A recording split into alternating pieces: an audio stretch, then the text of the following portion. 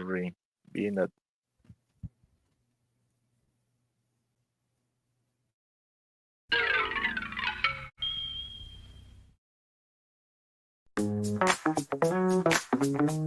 This is how it is.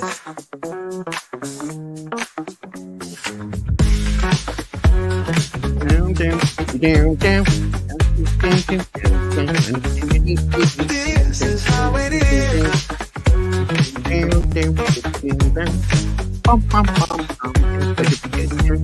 This is how it is. This is how it is.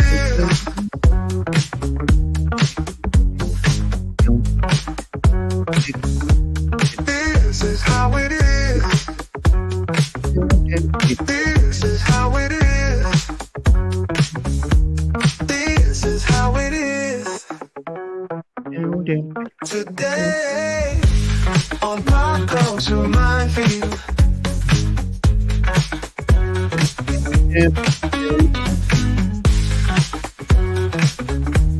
This is how it is. Today.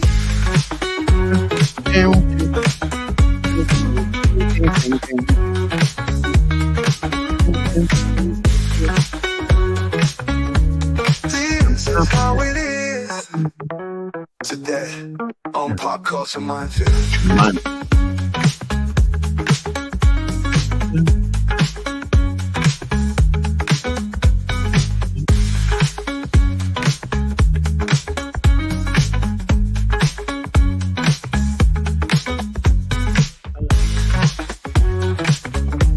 This is how it is.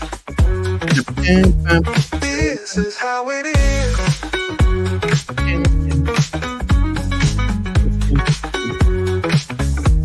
Today on Pop Culture Minefield.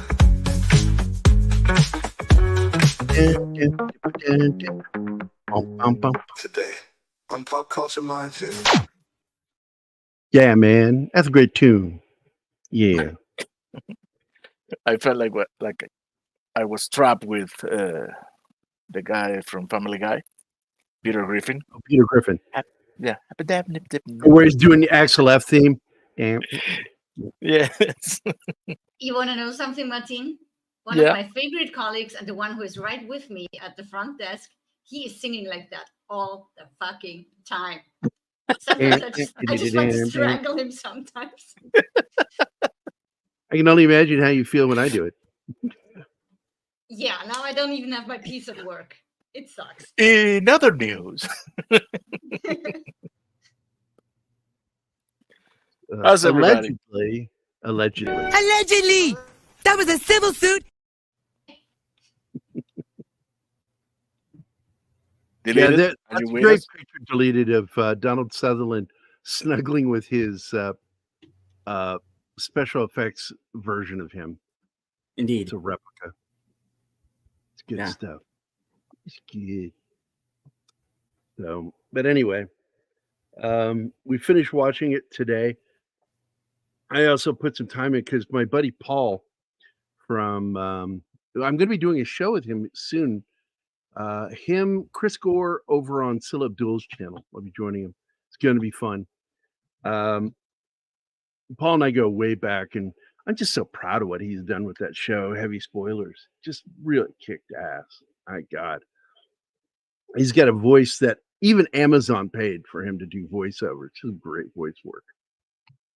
He's got one of those perfect limey accents and clear, no under, or over enunciation of words. And he does really good breakdowns. I know he's also hired writers over there because they make crap loads of money. Once you get past like 1 million subs, you're raking in money. And so he has a black guy who does alternating shows with him. I think he's good, but I don't think he's as good as Paul. His assessments aren't as good as Paul's. And I don't know. I'm trying to be fair. I just think Paul is better than most people in his breakdowns. And Anima got to watch some of the breakdown today.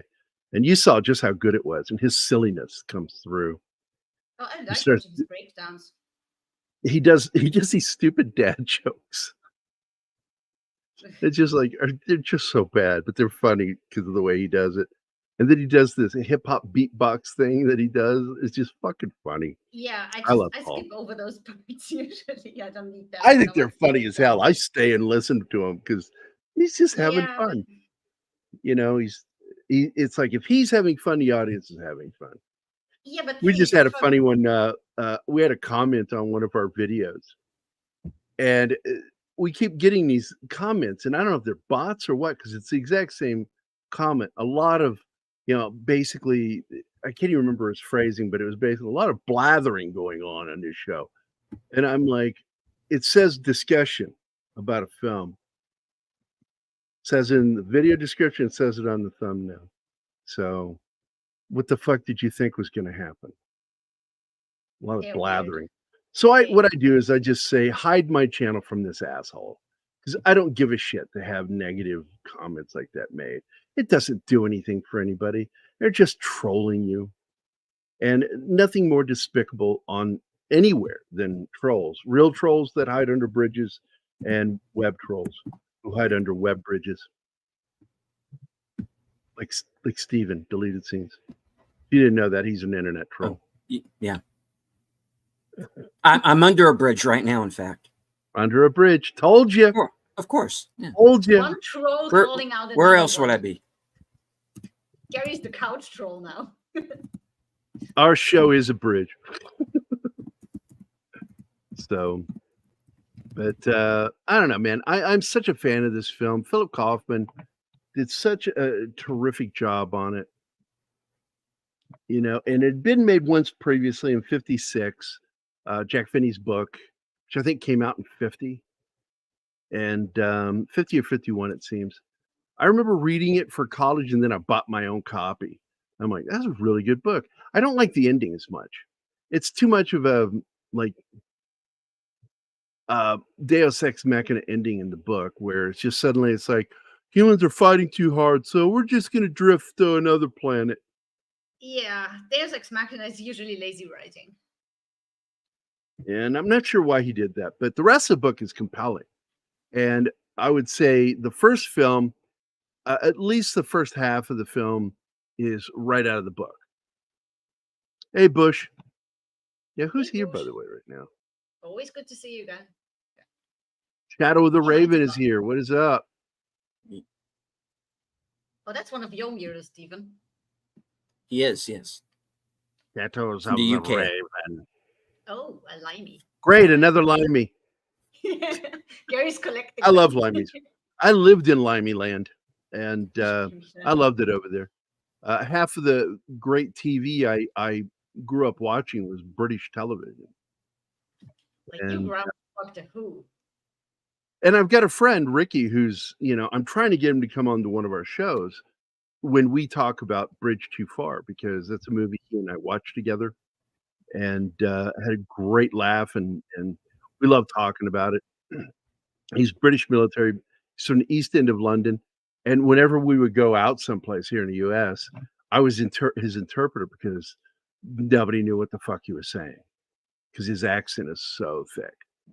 But I understand everything he's saying because I grew.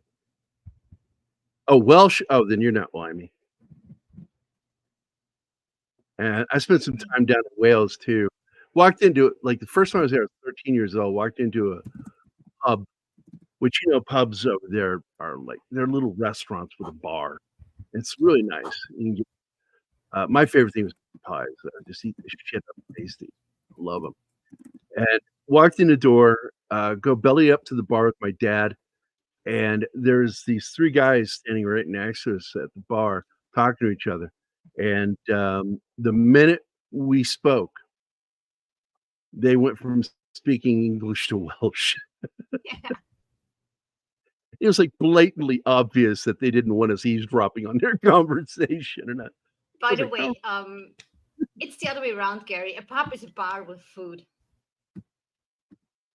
It's not a restaurant with a bar. Well, It's a bar yeah, that serves I'm trying to explain to people who don't know that they have a bar and it's got hot food there. And my favorite thing to eat in a pub was meat pies. They served a lot of meat pies, fish and chips. Yeah, you're a sucker for pies. I know. And my To this day. God, steak and kidney pies are the bomb diggity-o. We have an English pasty shop here in Springfield run by a gentleman from London. And they have all these meat pies, but no, they do not have steak and kidney. Even though kidney is available here in most butcher shops. Upon request, they don't just put it out there. And, well, what I found out, Shadow, is that, like, there's a lot of paranoid people in Wales that I ran into. I'm not saying everybody there, but I've heard from others that the Welsh people are very paranoid about Americans and English people. Wonder why? They're not Yeah. fond of them. Well, I mean, look at the history. Yeah, I know. Yeah. And, Shadow, you have to forgive him for calling you a limey. Americans are not that good in geography. You Oh, know he how long it took he me- understand. I explained to him. You know how long it took me to stop Gary confusing me for being German. I'm Austrian. I was never You- confused. I was never confused. How could Yeah, you he's be an confused? asshole. The fact I was that just Chile- being an asshole. There's a difference. No. I am knowingly stupid Gary. because It's simple. it's funny. There is no kangaroos in Germany. Yeah, I told him know. I'm from Army land because he loves Arnold Schwarzenegger. He's his favorite Austrian. I'm only second place. It's not true, but it's kind of true. But it's not true. But it is kind of true. Just because he doesn't have the gap anymore. If he still was in the gap club, he would totally be number one. So, what are you telling me, Shadow? That you're paranoid about yourself? Oh. Yeah, that sounds like a Half dilemma. English, half Welsh. When I start talking, I get paranoid.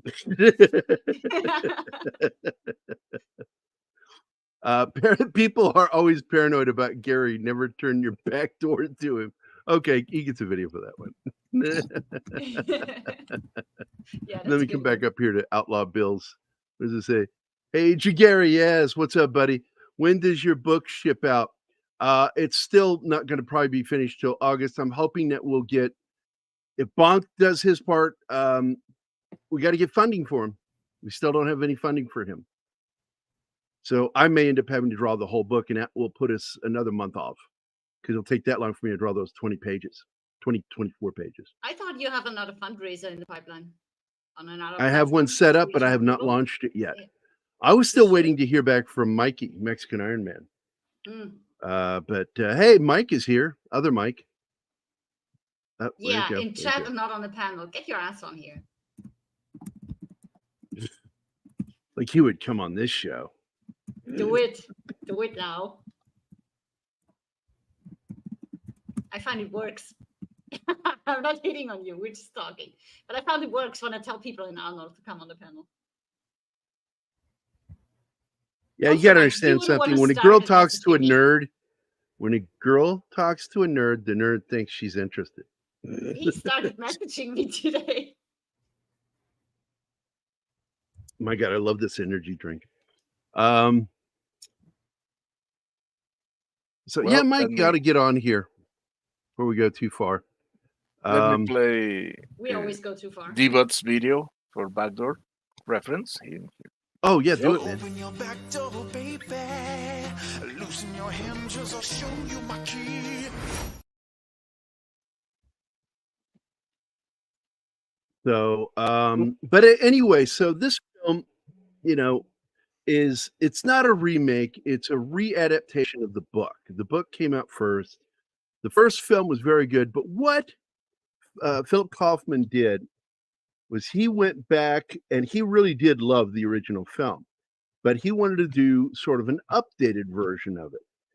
And in doing so, he also wanted to respect the 1956 film. So if you watch, there is a video on YouTube that shows how the two films are very visually similar when it comes to scenes. They follow the scenes. And as I told you, the original film was very true to the book all the way to halfway through, and then spots here and there going into the third act and then the finale they completely changed. And the original 1960 film, 56 film, sorry, ended with Kevin McCarthy's character yelling, running around the streets, yelling, "They're here," offering his warning. That was the original ending. And then the studio panicked and tacked on an additional scene, made him shoot. So he shot it of him talking to the military, and the military had seen one of the pod trucks crash. And so they believed his story and began to fight back, and humanity wins. That's the inference you get. He did have one character running around yelling, "They're coming, they're coming." The guy who gets killed by the car? It's Kevin McCarthy again, the guy who played the same character in the first film, the doctor. You get the freak This out guy time, yelling and people are just standing and watching. Donald Sutherland plays the same character, the doctor, but he has a scene with Brooke Adams when they're driving through San Francisco with his shattered windshield. And he tries to deliver a joke that was intentionally interrupted. The director felt that was a good metaphor for the story, is that you never quite understand or get the ending that you want. And so the joke he's telling is about this guy saying, "I've got terrible news. We're trapped in the desert, and we don't know where to go." And she's like, "Well, what's the good news?" "Well, the good news is we have a lot." Oh, wait, no. What's the bad news? No. Give me the bad news first. He goes, The bad news is we can only eat camel shit. "Yeah, we eat camel shit." And the good news is there's plenty of it. There's a lot of it. That's right. That's why I'm here to eat camel shit. That is, you never get the punchline in the film. But Num, num, num, num. did that on purpose. And so as we watch the slideshow, I'm going to point out some scenes where things happened in it. This is just a phenomenal film. I'll also tell you that it absolutely had an impact on John Carpenter. And when he did The Thing, he took the sound effects from the bathhouse scene, where as the door shuts and nobody's supposed to be in there, then you start hearing the sound of stretching sinuous tissue and undertoning the type sound. That turns Mike on? Yeah. It absolutely was something Carpenter liked. Carpenter just loved that. And he borrowed that and put that into it. And also was influenced by the practical effects that were done with the bodies and stuff. Just the disintegration of the human body to the creation of these replicas by the plants. Was it just me? Maybe I might have heard this wrong, but he loved to experiment with sounds. Who? Carpenter. Yes, he likes practicing with sounds. One of the worst things about Carpenter is most of his films, because he's a Western fan, okay? Right. And so his guns sound off. They always sound tinny, high pitch. Right. Okay. And this is something he did in every film except for The Thing. In the movie The Thing, he actually used recorded sounds of those actual weapons rather than getting that high-pitched sound that he would get. He liked those old Westerns with the way pistols sounded, and I hated it as a kid. I just turned the show on. I come in the bathhouse scene. Yeah, I don't want to. It's a mud house bathhouse scene. It's a mixture of a place. There's nothing gay to him yet. Right. Oh, you That's something I would you should never do. scream it like Charlton. It's a mud house. A mud house. Yeah, play that clip. We have it. I don't want Fine, then don't. Such a baby sometimes. I don't want to. So the visuals at the beginning of this are really captivating. That gelatinous, you get these gelatinous pods, and a lot of it was clearly filmed underwater to get this movement that they had. It was great. And basically you get a warning at the beginning of the film that this is the world they're leaving in ruin, and now they're coming to Earth. And this is an invasive, what's the word I'm looking for? Consumeristic. Invasive species? It's invasive, but it's consumerific. I love these shots of the gel on the plants. It's just this really cool shit they did. for this film. And the backwards photography of the vines coming out of the gel on leaves, creepy as hell. Yeah. And of course, she's right across from the park, her Did he use her lube again townhouse. for the gel? I'm sure it was KY. It's That's Of great course. stuff to use. KY jelly is very effective in film for saliva, for gooey liquid coming off of something. Like when you see Brett touch something and pick it up, and you see the slime dripping off of it in Alien, the Right. skin. Yeah. I didn't catch that last one. What was that last one? That last comment? I said, yeah. I don't know. James Earl Jones, certainly. That would be the best person to replace him.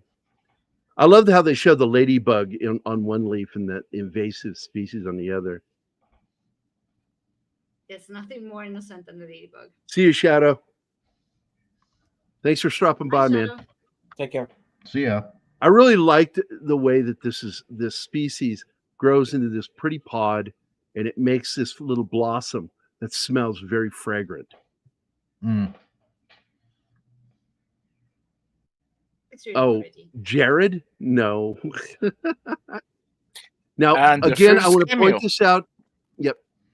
And also the first alien pod person is this priest.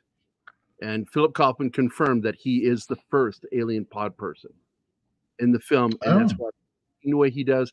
And that is why we cut to his POV of those kids picking the pods off the Right. pods. And it even keeps the swinging motion when it's his POV. DeVal did this for free, but they did give him a Nettie Bauer jacket for it.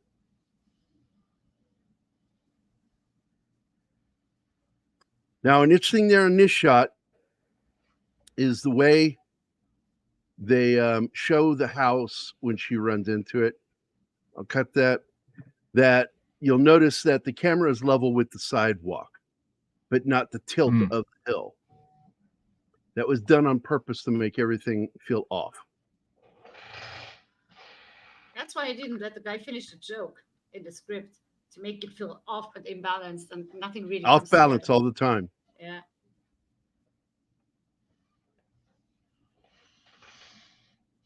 Now, we established right off the bat that these two are very affectionate towards one another. A lot of love. Yeah, but also the moment Martin you would be see her with her replaced by boss, Dan Vasic. the moment you see her with her coworker, it's clear that they're more than just friends and coworkers. There's something going on there too. Oh, Yeah. yeah. Okay, for that Dan Vasic comment, you get this. Don't get me started. Don't even get me started. Oh, yeah. Yeah. We have Banksman here. Here. So go ahead and play Tim's video. Yep. By what name are you known? There are some who call me Tim. So we see him preparing for bed. He goes to bed normal. And when he gets up the next day, and visually there's two images there of statues, busts, and again showing inanimate. They're not they're next to each other, but not looking at one another. It's interesting the way they shot that. And that was done on purpose. You can also tell that something happened because before they go to bed, she places the flower thing on his bedside table. And On when she his wakes up, bedside. he is cleaning up shards on the ground. So something has happened with that thing. The innocent thing would be you think he just knocked it off. But then she starts talking to him and he's barely responsive to her. yeah. Now we get to see Donald doing what he does. He inspects food Yes. at restaurants. And again, they do this wonderful thing of showing everybody watching from the background, watching him. See, everybody's looking at him. But things were not okay. That's they're not aliens yet. They're just trying to put you at a sense of unease Yeah. because everybody's Yeah. just eyeing him. I mean, this is the guy with the power of shut them down. So Yeah, he can shut them down. Yeah. And very much kind of threatens to do so when he says, and what is this? Was that monsieur? It's a cape. And he's like, eat it. Oh, that's the And the guy won't eat it. He goes, Yeah. as I thought, that's a rat turd. And when he finds it, the shield of his car smashed, I'm like, yeah, I've been in the food industry. Nobody likes guys like him. No one. Nope.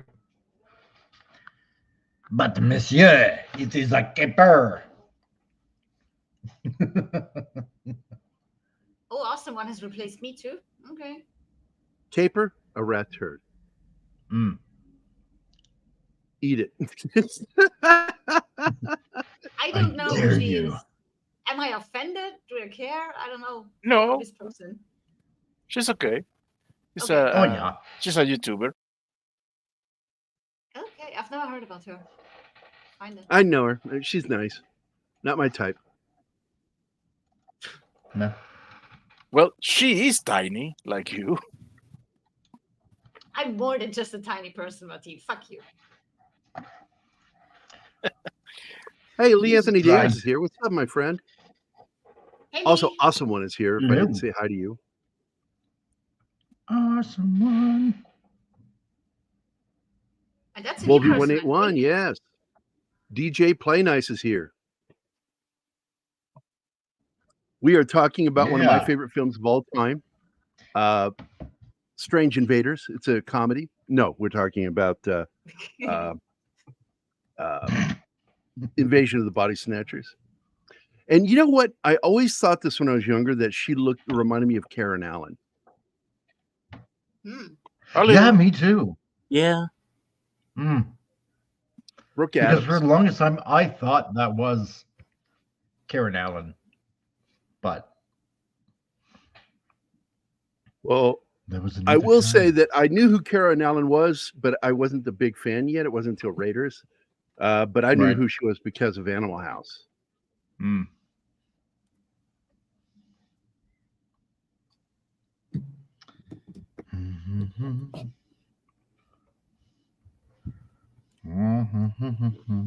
However, up to this point, I had not seen Animal House. Obviously, I would have been too young at the time. But this is one of those movies where I saw a lot of the main actors for the first time. It was my first time that I remember seeing Donald Sutherland in anything.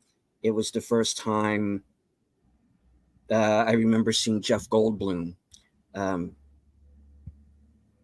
Veronica Cartwright I'd seen, but since she was a child actor, I didn't make the connection right away. Right. And pretty much the first time with Brooke Adams. And of course, I knew who Leonard Nimoy was through Star Trek, which was in syndication repeats at that point. Man, So it's this so was weird kind of- to see him laugh in Yeah. that movie. So Yeah. strange. The way he grew I'm going up to is tell like, you, I knew who Jeff Goldblum was when I saw this movie because of another movie that I enjoyed. It was a little film called Thank God It's Friday, TGIF. It was a roller disco, and club, bunch of coming of age stories, shit like that. And Goldblum was one of the main characters, and so I knew who he was because of that. What was first, that one or? Oh I my saw God, that before I saw Death this. Wish. No, I mean Death Wish. Oh, Death Wish came out 4 years before this. So And I didn't know who Goldblum was. He played one of the bad guys. He gets Yeah. wasted. He gets smoked.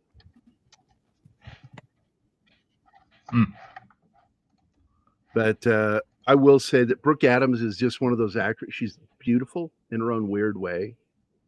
But she really did remind me of Karen Allen later. What's interesting is Veronica Cartwright had she was one of the school kids in the movie The Birds. And then she's in this movie. And right after this, she made Alien. So she was like Oh, yeah. a horror film woman. Yeah. And the next big film she did years later is The Witches of Eastwick in the 1980s. Which, let me tell you, I made a mistake with that because I read the book. It's not a horror novel. It's just it's a comedy, okay, about the devil and some witches. So I took my son to see it with me, Benjamin. Let me tell you, I never lived that down. I guarantee you he'll still bring it up to me. Remember when you took me to see that movie and the devil popped up and scared the shit out of me and I screamed and cried and had nightmares for like months? Yes, I remember when I traumatized you and beat you and all that shit. You know? She just say no. Because that's exactly I what would now. If he said it to me now, I went, oh, yeah. That happened? I don't remember Really? that. Are you sure? Just to fuck with him. But he would know. I must have been blotted out of my mind when that happened. Wow.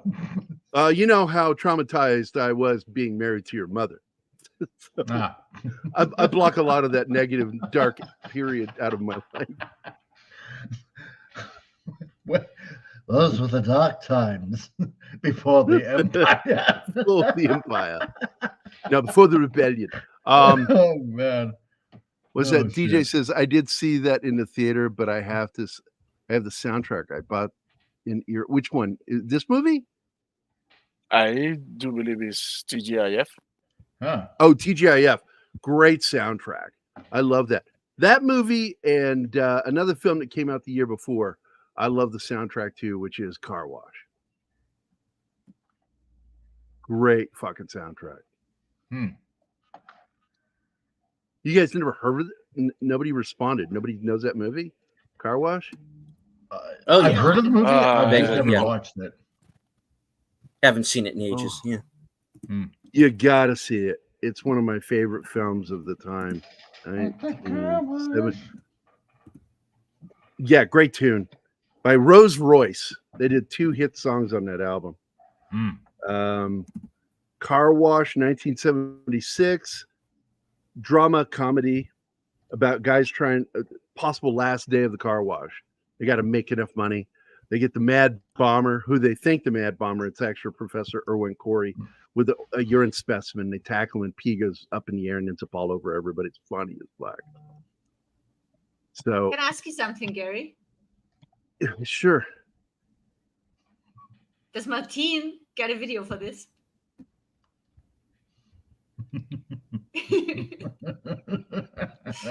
I don't remember that. I don't remember that. Did somebody say that? Martine said that?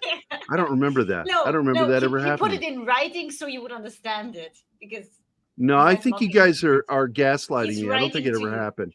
No, I think that was just added to make it sound like I missed something when I didn't miss it. It was never there. I'm giving you guys a spoken word version of gaslighting, just in case you were wondering what I'm doing. We have a question here. I would like to ask the panel, how close is this film? Okay, I was talking about this earlier to Lee, and I don't mind breaking in and talking about it again. I love talking about this. Jack Finney's book is, okay, with the first movie, the first half of that movie is pretty much the book. All the way till halfway. And then when I get to that halfway point, from that point forward, it's bits and pieces here and there. And I got to tell you, I and a lot of other people who've read the book, fans of the book, tend to agree that that's kind of a pussy ending at the end of Jack Finney's book. That the aliens freak out over how we're fighting and resisting and just decide to leave the planet and go find another one. I'm not sure whether he means the book or this movie or the original movie and then this remake. Well, I'm using both. I'm explaining both because this film is tied into the first film. That's why they have character run up. It's played by Kevin McCarthy, the guy who played the same doctor that Sutherland is playing in the first film. And the original ending of that film was him yelling in the streets that they're here. They're here. That ending scene where it has the happy ending was pushed by the studio because they're afraid of the audiences not liking it and you want me to not post making the money. link of that side-by-side video So they- comparing the two movies? You can if you want to. It's because That's I pretty already good. knew about this stuff, and I just thought that was great because I wanted to show you stuff I already knew about this film. That it was really close. This film is really kind of a scene by scene retelling of the same story, and he does a very good job of doing the scenes just like in the original film, but in a way that feels completely different, and yet it's the same. You know, it's not a beat for beat remake. It just they went to the book, wrote their version, but as a director, Kaufman wanted to make sure that he paid homage to the original film because it's a great fucking movie, and including, you know, it shows the woman's death and then rebirth as an alien, almost identical in how they shot it. Everything is just so similar. I hope you censored that, Martin. Yeah. Yeah, she was worried about that because there's some boobs in that scene. Now, by the way, well, we better not show it. To be fair, I'm going to show it, and if it's there, I will shrink it. Yes, there are. There. Yes, they are. So, but I'm going to tell you right now that is what's his name from Crosby, Stills and Nash. I think it is either Crosby or it's Steels. And this is an interesting character. He is the only homeless character that we clearly see in the film. Him and his dog. And they had a homeless problem even back then, back in the 70s. Nothing like it is today. Nothing. But they still had a problem with people being on the streets back then. And this leads to one of the coolest, not greatest effects, but one of the coolest scenes with practical effects where you'll see the night before when Brooke Adams and the doctor, Donald Sutherland, are running around, he accidentally kicks a pod by the bushes, the shrubbery there. And when he does, you see blood coming out of it. And later you understand he caused the mutation to take place. So he and the dog are one. And the dog runs up with his face. And it's clearly a rubber mask, but it's still, that was a shocker when that happened. I was like, oh, I remember sitting there just like pressing back in the seat. Oh, shit. And that gave me nightmares. I had nightmares for a couple of weeks over that as a kid. Wow. So I saw this when I was 14 or 15. I think it was 15 by the time this counts. So 15. So good stuff there. There are tons of cameos in this film. Now, that guy right there, the Asian guy with the black jacket and the tie, you see him constantly through the film, always watching them. He's clearly an alien or a pod person. I believe this doctor they're talking to right now is a pod person, which is why he's so difficult. Yeah, I think so too. I mean, I'm not saying he's an asshole, but I think that there comes a point where he's being difficult later on, and it's obvious that he is intentionally trying to slow them down. Right. Yeah, that is a big jump scare. Scared me too as a kid. Yeah, you took that from me because you told me there would be a scene like that. That wouldn't have terrified me. It's more the psychological terror of movies like that that makes it so hard for me to watch. DJ, I like to derail every once in a while. I really enjoy it because there's so many ADD paths that are theater. interconnected. Well, they're interconnected. There's that guy again watching her, the heavy-set Asian guy with the black jacket and tie. Yeah. Fucking weird, creepy dude. And you constantly see him throughout the film.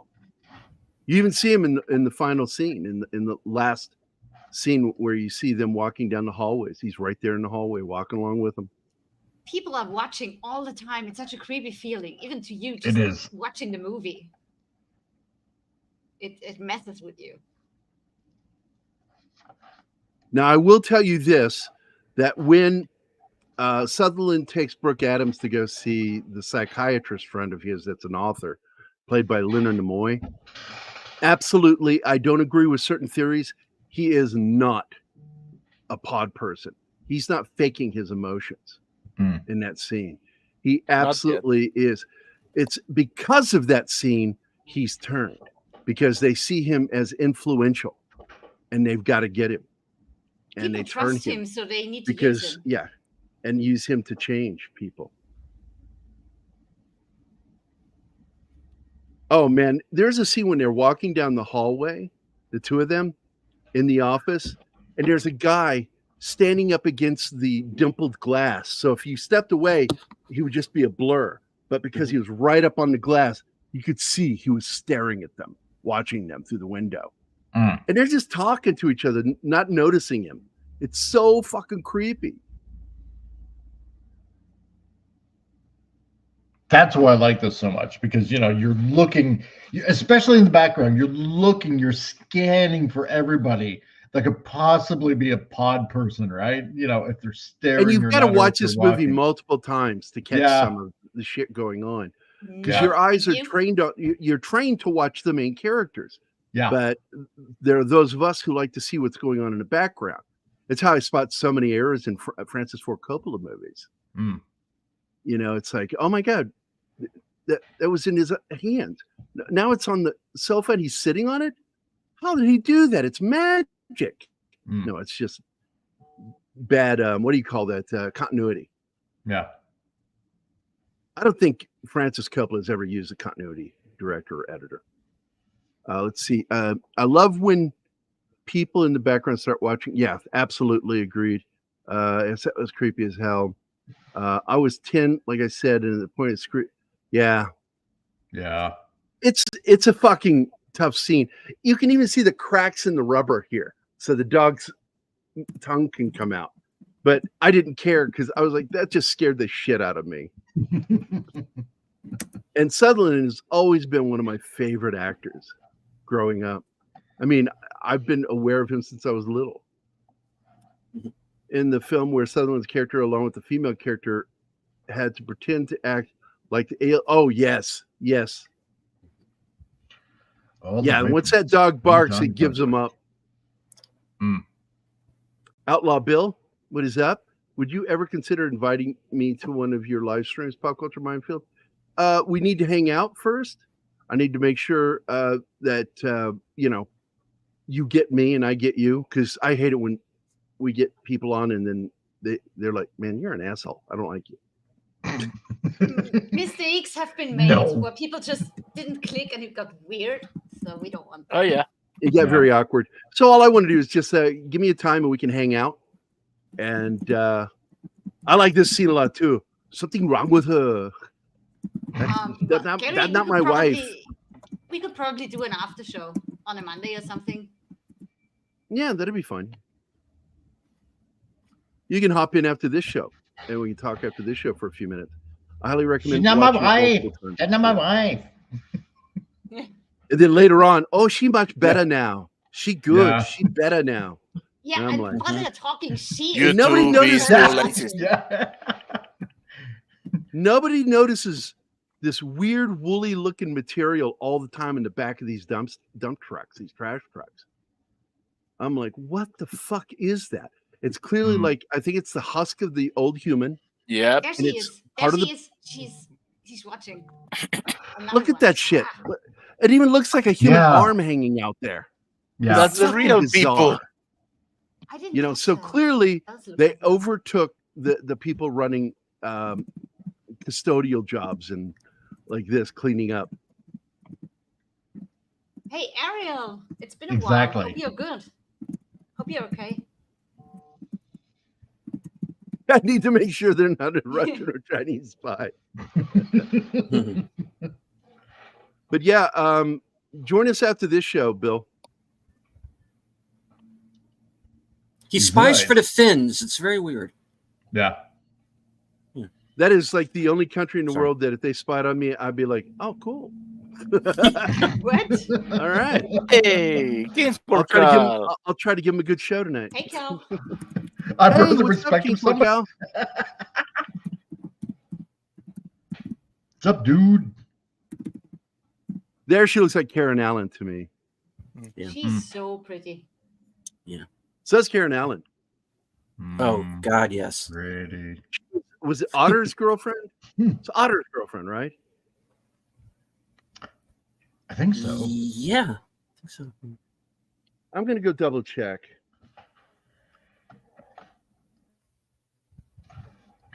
It was the Peter Rieger character, his name, and I can't remember. I think he was Otter, wasn't he? I'm pretty No, sure. Matheson was. No, No, it Matheson was Otter.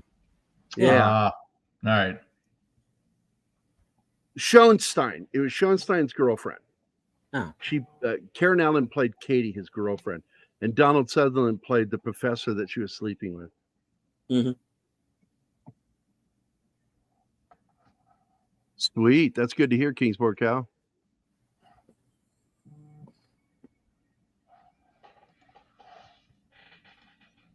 What was his nickname? I don't remember what his nickname was. Let me look up National Lampoon on IMDb. That'll tell us.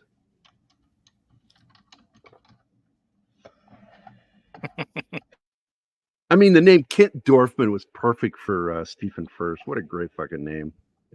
Oh, read this comment. Why, no, Gary. It's just a bunch of dryer lit, Gary. That's all it is.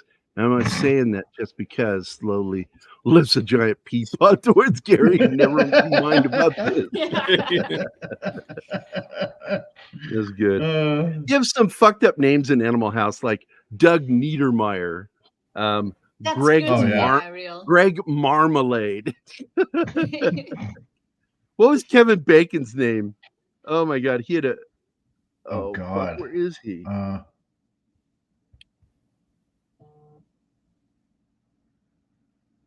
I can't remember. I remember his And name I in do think Diner, that- which doesn't help. I don't see Boone even listed here, but I think that was Peter Riegert's nickname because Tim Matheson was Otter, and Riegert I think was Boone. Bruce McGill thought played the coolest dude. He played Oh, yeah. Daniel Simpson Day, also known as D-Day. Best fucking character in the movie.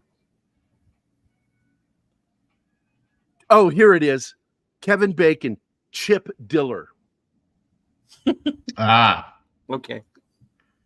I gotta watch Animal House again, man. It's My been so favorite long. quote from the film. Favorite quote is mind if I massage your thighs while you eat? Who the fuck says that? Oh man. Well, me if I'm lucky tonight. Now this is the scene where he tells that joke that gets interrupted. And this is where they have the run-in with Kevin McCarthy, who is sort of supposed to be like, there he is right there, They're coming. running and warning people just like he did at the end of the original film. Poor guy has spent in the 22 years running. and trying 22 to- years running and yelling and trying to warn people. And the Took creepy him thing 22 is years to make it from his then little... watching.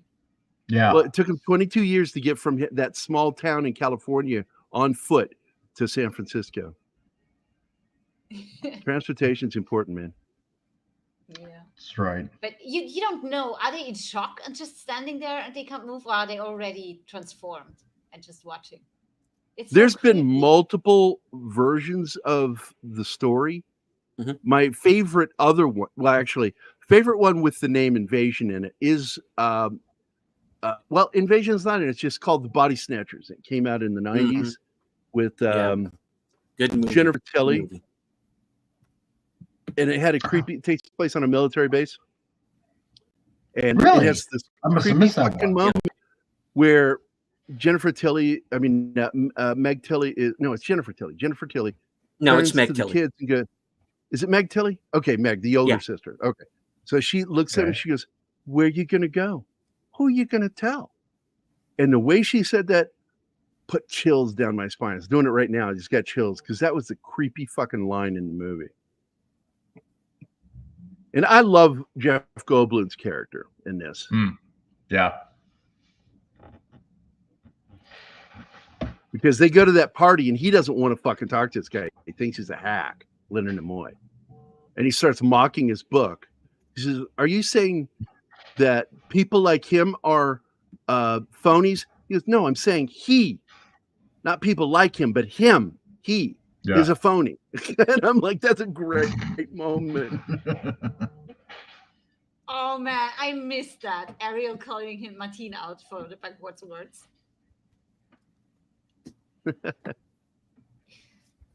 Oh, absolutely. I've had debates over this. I said, once because they are in there, there are people in there in this party that you recognize. One of them in particular, her husband, is that girl's husband, is one of them. And they see the sway that this guy has. And they're like, we need him as one of us. So it's after this full scene of dealing with him and him dealing with them that he is altered. He is reborn as a pod person. And I believe that, see that guy on the left there? He's a pod person. Yeah. Check out the dude with the fucking, old fedora hat.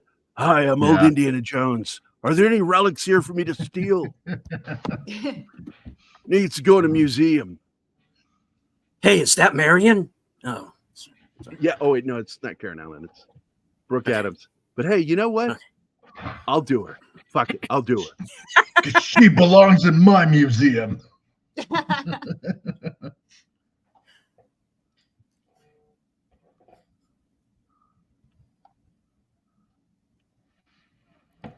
got another shot where she looks like Karen Allen. Look at that. Yeah. And it's so funny that neither of them, their careers really took off. Why though? Yeah, it's just weird. And I do like what Nimoy does here. He's trying to deal what he believes is like a mass hysteria thing.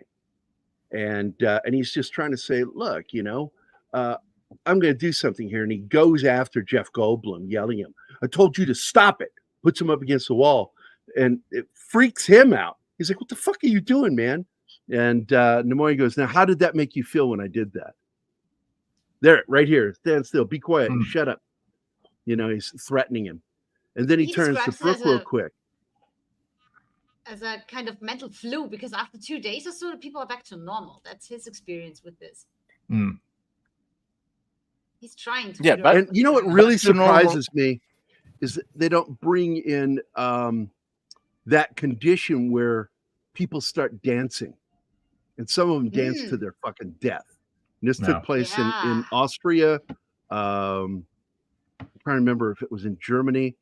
And it happened a couple times in during the Renaissance period, and they don't know what the fuck caused it. Still don't. And I'm surprised they didn't bring that up here, because that would have been a great example in this story. One of the theories is some chemicals that were used to dye stuff, or they used May a have lot gotten of chemical into shit poison in them. hats.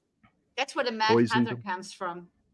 So also they use poison in wall paint and stuff. So one of the most prominent theories, it's just poison that surrounded them and eventually killed them. Wow. Now this is a small character in the film, but I want to point out, you'll notice that he has that leather on the back of his hand. And it was something Nimoy and the director worked on. And Nimoy knew a guy that had a burn on the back of his hand, a scar, and wore a leather piece just like it. And so he's inspired by that.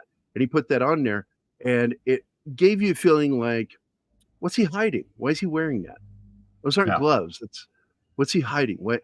And again, to put you off a bit, it's something Hitchcock really, was a master at doing, is putting people off balance, going all the way back to like Dial M for Murder. His film was the first film to do an overhead shot of a murder scene. And he shot it that way because it's not natural. It's not a natural way to watch something. And he wanted you to watch the attempted murder from overhead like that, like you're a ceiling fan or some shit. It's bizarre. And he did it on purpose to put the audience balance off. And they do this throughout the film with all sorts of little things. And his glove is one of them. Because it clearly doesn't serve any purpose like a bandage would or so. It's just there. And I like this scene where he's like, Goldblum wants to go kick his ass. And he goes, he's trying to help her. Let it go. Let it go.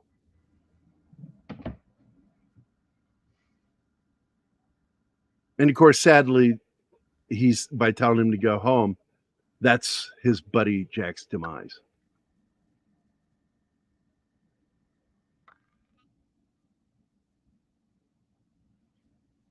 And he was only in a handful of scenes in the film. He was, I think, he was there for a week of shooting for this movie. Really? Hey, I missed a couple of comments. Let's see, Ariel Bullet. Hey, at least Indiana Jones sent them to museums, unlike Laura Croft, who kept in stuffy, lousy bitch. I agree.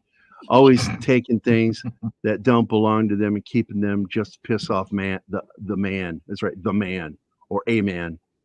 Fucking feminist. Anyway, may I ask the panel, would you say this sequel holds up very well compared to other sequels? Well, it's not a sequel. It's connected. It's got connective tissue. It's more remake to the than first sequel. film because because also, by the way, Siegel, who directed the first film, is in the movie. He's the taxi cab driver you meet in the third act. He's clearly a pod person. Also, Philip Kaufman has a cool cameo. You see him a couple times if you're paying attention, watching Donald Sutherland, but then he approaches him at the phone booth, and that's to put him off. That he needs to use the phone. Hey, you know, I need the phone. But so, would you? The sequel holds up very well compared to other sequels from other films and casting is made. As far as remakes go, this is, in my opinion, one of the best remakes. I highly Even though recommend watching technically the it's video that I not- posted earlier, the side by side. It's a really it's a re-adaptation of the book. The original book was written in the early 50s, and the film wasn't made until a few years later in 56. I like it. Ariel, did the Puppet Master? And of course, again, Donald's in that film too. I like that film. It's not great, but it's good. I thought it was a lot of fun. And Puppet Masters is also based off a book written around the same time as Jack Finney's The Invasion of the Body Snatchers. Robert Heinlein.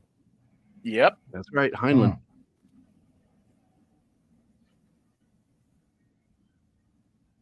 Well, there was a mixture. Okay, so here, let me explain something to you.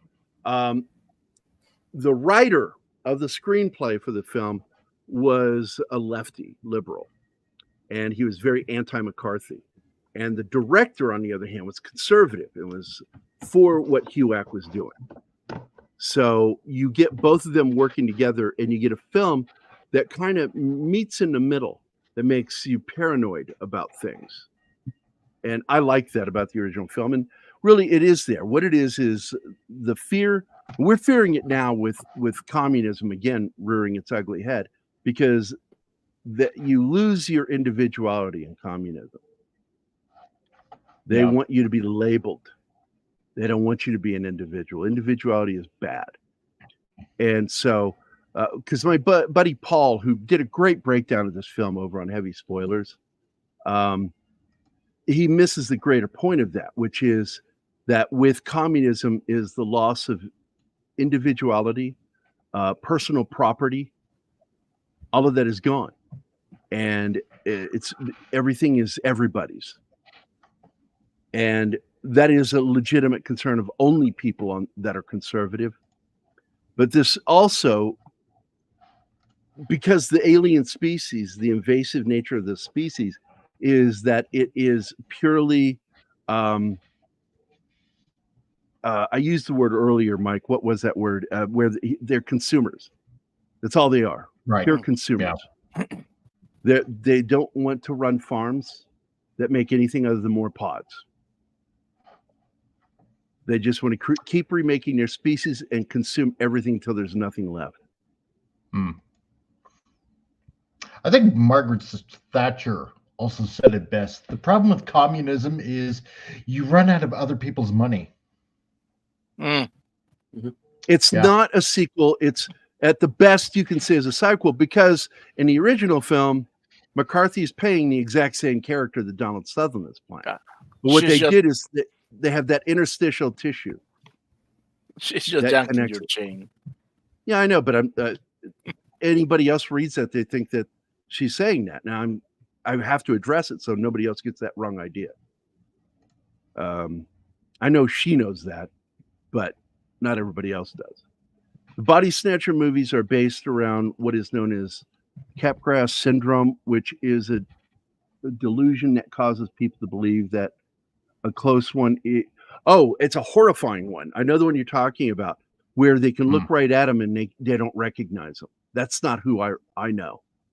And they're looking right at them. And it's scary shit when that happens. The Communists Don't Exist holds up a book on Marxism. You're just reading into things. Fuck you, Ariel. It's funny. By the way, how are you doing, Ariel? I hope you're doing really a lot better now. Because I know I was so happy when you got out of the hospital.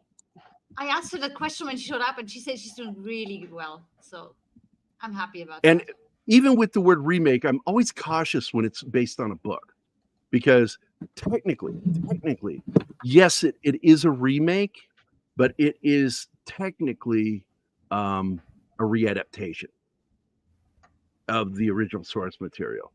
And I try to separate them when I'm talking about them myself. But yes, it is absolutely a remake. And I think they did a fantastic job.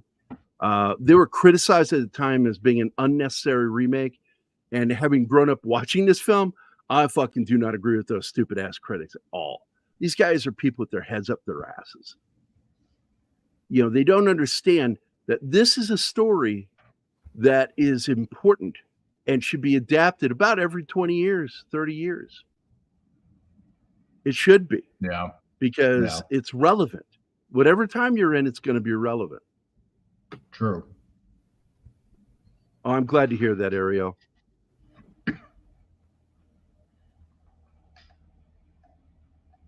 Oh, absolutely. Even in this film. Now, this guy dies off camera. But he's an interesting character because you can see the change when you see him the next time. He's all clean and fully dressed all of a sudden. And sitting there. And shows that he has memory. This is where they show that these things keep memory. Because he remembers the book. And comments on it to Karen Allen, not Karen Allen, what's her name? Oh shit, I just forgot her name. No. Yeah. Veronica Cartwright's character. Oh, okay. In fact, of course, this is the big thing. He's the one that gives her the plant. That these things can just copy memory cells. That's the freaky thing too. Right now, right there, that's Pod version of him. The other guy's dead in the mud, just dumped down into the fucking mud, becoming part of the mud. This is a creepy moment too, the way he addresses her. But I want to point out that this is also the beginning of the end for Jack's character. The original film, this scene took place at his and his wife's house in their basement. They had like a full wet bar and a pool table and all sorts of shit. And they find this body on the pool table. And it's formed as a human, but it's still covered in goo and web. That is so creepy. Also, when this guy is in the mud reading the book, the mud bubbles. And I thought he's just so into this. I thought he was just farting. He's farting, yeah. I thought Oh my god! But then you see the top empty and it's still bubbling. So I'm like, yeah, that wasn't him farting, probably. I am so as they walk the mud. As they walk him out here and they close this door, a sound effect happens, and you see the curtains move like there's wind in there. And the wind is kind of scary in the story because the wind is how they're carried, these plants, these pods. And when they're in their primordial shape and they float on the wind, you see the wind kind of move, rustle, and then you hear this sinuous stretching popping sound of something growing. And then you hear that The music and the sound effects are That so weird. great. It's a sound effect. It's not music. It's a sound. He goes, I said the music and "Ooh." the sound effects. Oh my god! I'm trying to do this sound, and never mind. Fuck. So anyway, so this is a sound that you will hear echoed later in John Carpenter's The Thing, because that scene in particular and the effects done in this film had an impact on Carpenter. So I love that scene, and it is, in my opinion, one of the scariest moments. And I was just afraid that Anima would be freaked out by this because everything is so close knit and tight in this scene. But she survived it. She didn't die. Yeah, I'm just not going to watch that again. Never. Thanks, ever. Anima.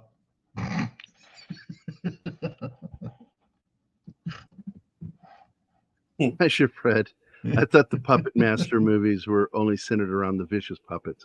No, there is a sci-fi book and film called The Puppet Masters, plural, and it's about aliens that take over human bodies.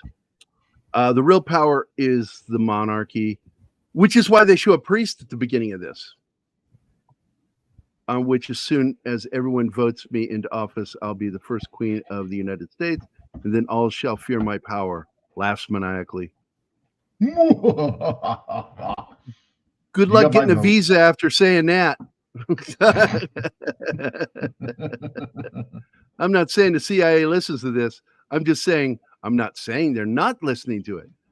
As she continues to laugh, suddenly stops. Oh, look, a gift from Gary. Picks up present, box, opens it, explodes like a Wile E. Coyote versus Roadrunner cartoon. I would never do that. The original Stepford Wives is a version of the Body Snatchers as well. It deals with the husbands killing their own wives. Yes, it was the feminine version of Invasion. Feminist version. So this is where the movie The Happening got their idea for Scary Wind. I'm going to tell you something. I hate that fucking movie. Absolutely hated it. That bad? It was just not a very good film. It really was not very good. I liked the intimate moments in the film because of these two always running around. Now, we see this rainbow card left for her with a plant that has one of those flower pods in it. So this is meant to be her end, like they're doing with Jack. Yeah.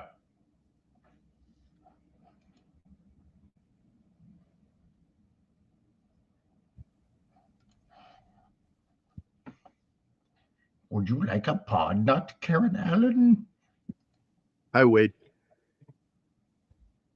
He says, hey, I banged a girl that looks just like you in another movie from about a year or two ago.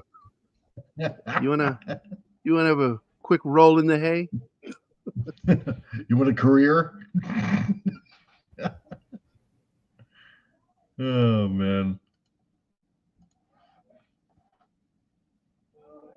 Yeah, I know the one you're talking about, The Puppet Master, and the book is Puppet Masters. It's plural. I'm pretty sure of that.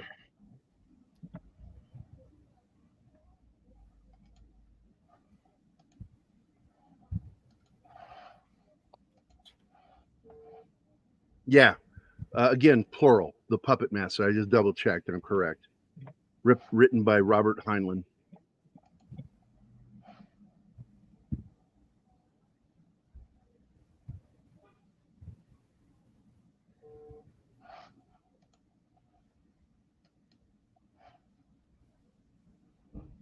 That is actually not the original ending. The original ending was him running, looking into the camera, giving you the warning they're coming. And the studio got nervous about that kind of down ending and had him shoot an additional scene that shows him getting through to the military. They needed that happy ending. And the whole point was to get away from the silly ending of the book, which I don't think that's a very good ending. Everything else up to that is great in the book. And then that weird ending where they just decided to leave the planet because humans were too resistant. Whatever, fuck off. Yeah, it's kind of gay. Yeah. So, and like I said, in the original 1956 film, The original ending was just him yelling into the camera, and then they added that scene.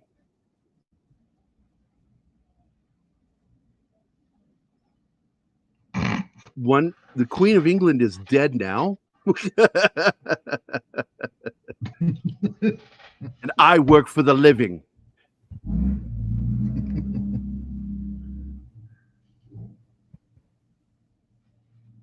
Only flag matters to me. American flag. Merkin.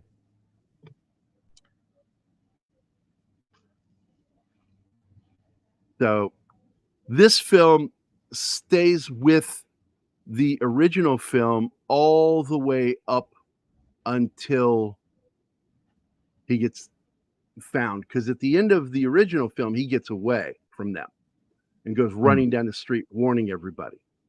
Yeah. They're coming. They're coming for your town. In this film, he's hiding, and the flashlight turns the screen white when it shines into the lens, and then suddenly it's the next day, and that's a wholly different ending right there. From that point on is completely different from the original film and the book. They do their own ending, and I like this ending. There's a theory out there that Donald Sutherland is faking being taken over because he's doing the newspaper clippings. But I don't think so, because it's using his memories of what he would do. That's a creepy scene, too, where you see two Jeff Goldblums. He keeps wanting to fall asleep because it's already partially taken him over. Yeah. Yes, that is Jeff Goldblum. The body laying there is a replica of Goldblum's body. That's his face. He actually does this when Goldblum falls asleep, human Goldblum, that thing's eyes open. And then the minute he wakes up, this thing's eyes close. It's fucking creepy, dude. It's creepy the way they did this.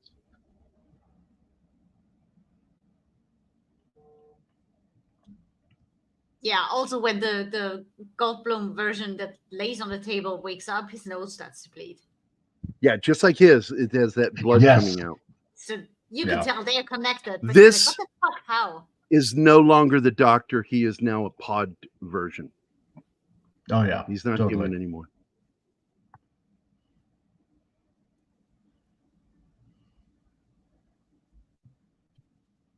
It does rather kind of make you wonder how the inner workings of these pod people actually work to be able to, well, clearly they're sentient. Essentially copy everything. Yeah, no, that's true. They're sentient because they sought out specific kinds of people to overtake to help take over other people. Like I said, custodial. So people, they're intelligent. Trash men, all that stuff. We're going to need these people taking over. We need people in authority taking over. Because, in fact, when you see the cops come to the house after this scene, because this is almost identical to the scene in the original film. And including him leaning back and breaking the window with his elbow. That was just like he did in the original film. I think Kaufman did a wonderful job of, because I would refer to this film as more of a nod to the original film. So much so that he has the original film's director in the movie. I think copy a lot of the scenes. Well, the scenes are right out of the book, too. Yeah. Remember that. The first half of the film is spot for spot, even with this film, is pretty much just like it is. Big difference in this to the last one and to the book is he was a medical doctor. He was not somebody that worked for city checking restaurants. But I thought that was an interesting twist to it. I'm like, that's kind of cool. Yeah. He's not going to work with people, but he works with people. He would have medical training to do that. So yeah, he's still a doctor. He's a doctor. Yeah, he just decided not to be a people doctor, but to be a pain in the ass for restaurant people. For whatever reason. Yes, that's true. The original movie was played in the movie Gremlins on the TV screen. I love shit like that because it's the same thing with the original movie Halloween, 1978. And in that one, in the background is the original Howard Hawks, The Thing from Another World, playing in the background. Right. in the living Yeah, room you when she's also, babysitting. when we were watching that series, Sugar, they had These kids in films classical plagiarize movies. the book. Yeah, that's what I'm saying. They plagiarize. Yes. Sorry, You Anna. know- Go ahead. He loved pointing out the scenes from classical movies that they were playing on Sugar series, because I wouldn't know them, but you were Yeah. always pointing them out.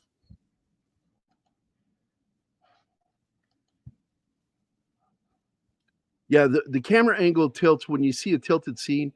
That is meant to put you off, to let you know something's not right. This is a tilted scene right here. Yeah. Also, often it seems the camera is handheld to give you that documentary feeling. Yeah, and they like went for that a filming lot, what's going especially on the on. street scenes. Yeah. A lot of the That street just scenes adds are to the what handheld. the fuck is happening here factor.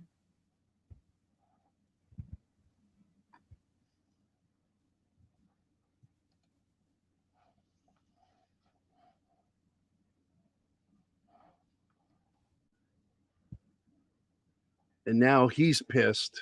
The alien husband has called the authorities over to the house, and he thinks that Donald Sutherland thinks that he's the one, but they're already fully aware that she's not going to be found there. Yeah. And this is a huge setup. And the thing that kind of bugs me about this, and it reminds me of a scene in The Thing, which is, if all of you were the Thing, you would just attack me now. So I have to assume some of you are still human. Yeah, exactly. And this thing is afraid to expose itself. And it's sort of the same thing here. So there's this scene coming up where he shows up back to the house with the authorities saying, and his doctor friend, played by Nimoy, that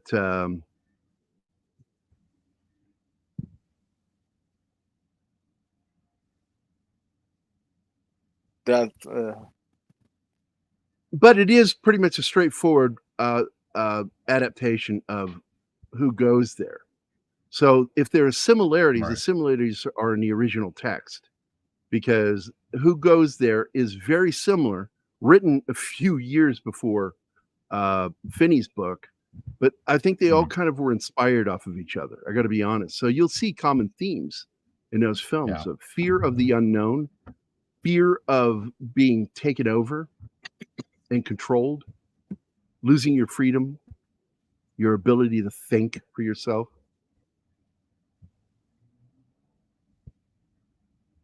There's the dump truck again. You always see the trash trucks. Yeah. Bring out your dad. Or your husks. Your dried out husks. I think they can be enjoyed without adding the political or trying to, but I do believe that politics played a part in the writing.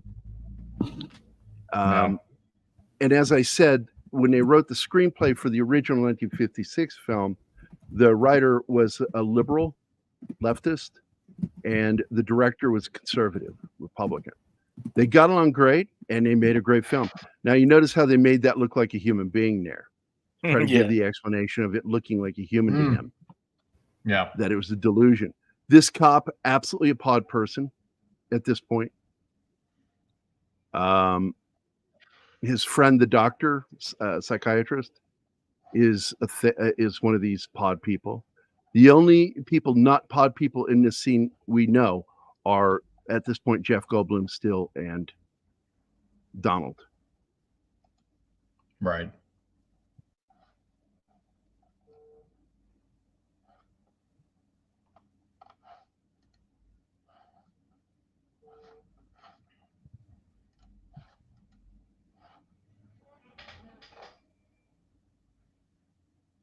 Yes, absolutely.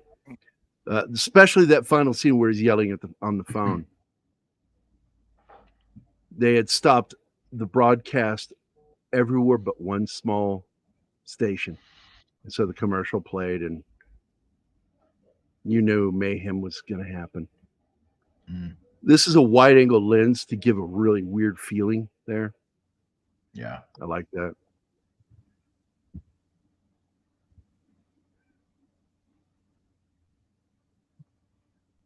We need to assimilate the rest of them, fellow pod person.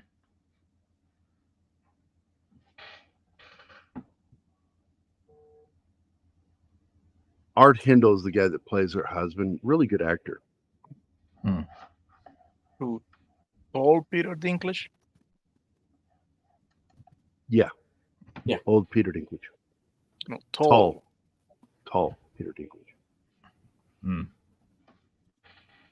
And she, like I said, she would make this film and go straight into making Alien. So she was a scream queen. Yeah.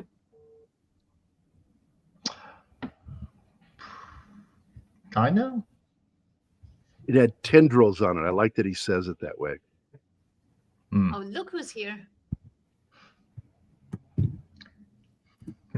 Shinatsky. He's always sneaking in the second half. Absolutely. Yeah, you're right. Yeah. And stay away from Oh, homeless guys man. with dogs. Yep, absolutely. Exactly. You ever Yeah. heard Norm Macdonald's joke about that? Oh, I'm trying to remember. No. It wasn't no, me, He man. had this great Wasn't it? joke. He had this great joke, and it went like this. He says, "Yeah, it's a homeless guy. He had like a dog. I'm thinking, like, you don't even have a home. Why do you have Yeah. a dog?" And all I'm thinking is that poor dog thinks this is like the longest walk I've ever been on.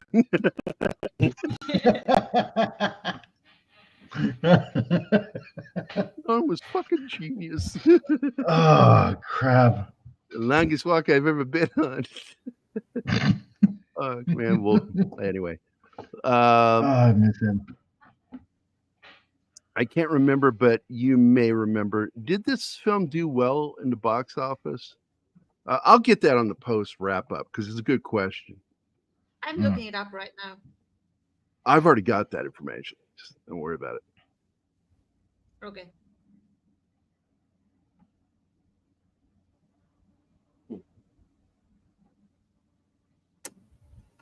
Oh. That was kind of a sexy O. What was that about?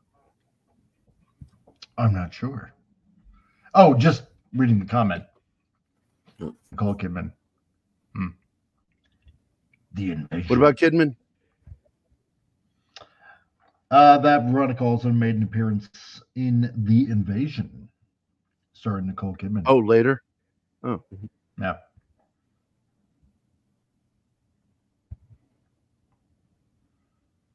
The mention of Nicole Kidman just shut Mike's brain down. It did.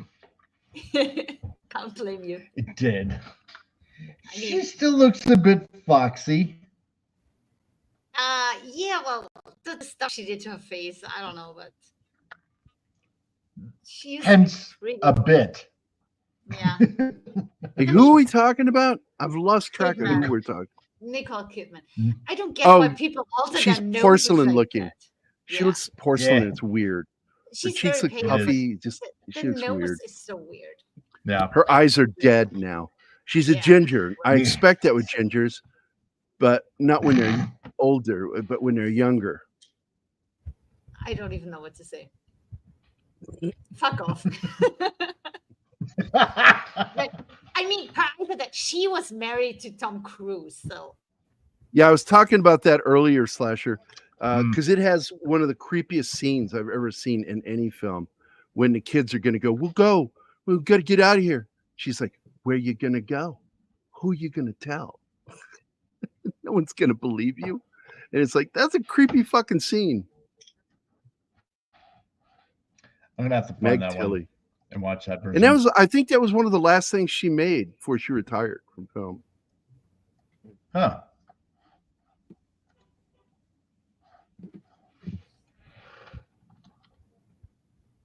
So definitely, that's actually a good remake.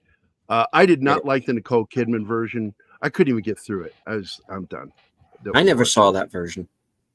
I think one of the best sci-fi versions of it is kind of a mixture of two films. Is The Faculty, which is Invasion, Body Snatchers, and The Thing. Yeah, that's Right. a lot of fun, that movie. And it is absolutely an homage to both films. I think one of the weird scenes is when he goes to meet with that government person. We never see the government person. We only see the back of their head and the side of their face. So we see that scene where he's talking to this guy, and you realize, oh my God, this is how far this has gone. They're already spreading into the government. Damn it, all to hell. Yeah, right here, this is where his reaction to her questions and requests is unnatural. Right. He says, it'll take 48 hours. She goes, I need it in 24 hours. And then he's like, okay. Like, wait a minute. Then you knew that it could be done in 24 hours. Why did you say 48 hours? And then he says this, why are you making such a big deal about this blossom? And the pot it grows out of. Stupid. Because. Yeah, I saw part of that film and I hated it. I couldn't finish it. Another one you're talking about.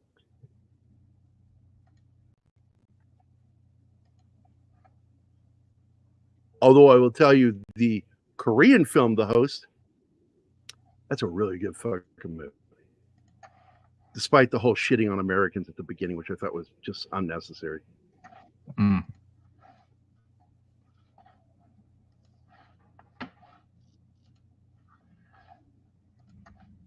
Now, this is the scene where director Philip Kaufman gets his moment on camera. He's the guy that approaches him in the other booth and just stares at him. Because I thought it was that booth, but it might be another booth. Mm. But it is in this scene. Yeah, it's the same phone booth. Yeah. She better now, much better now. She It's like, better. fuck off. Yeah, totally better.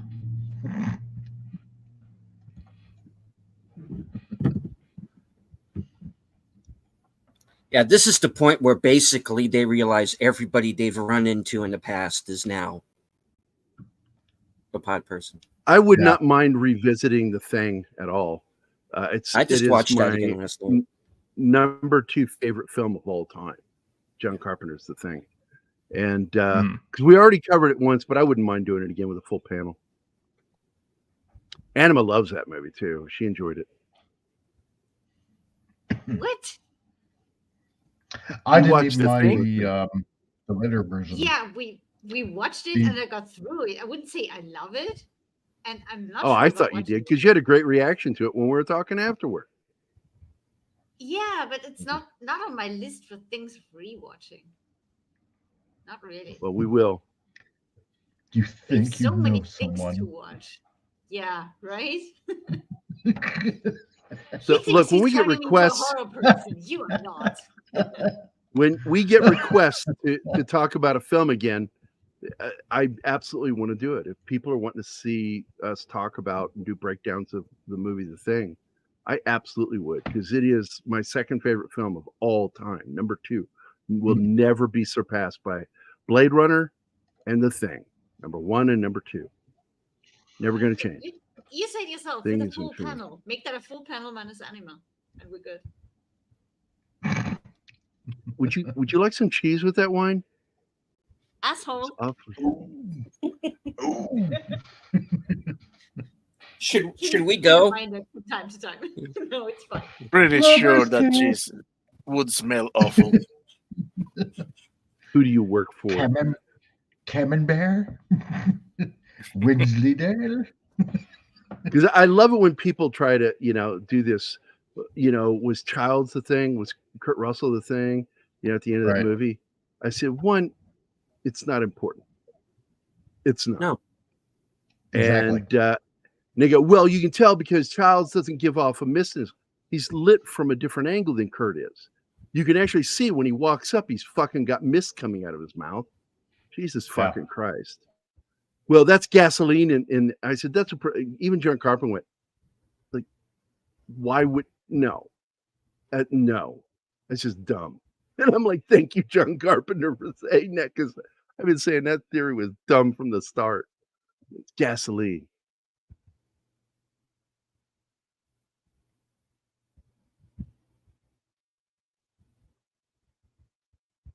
Oh, yeah. Yeah.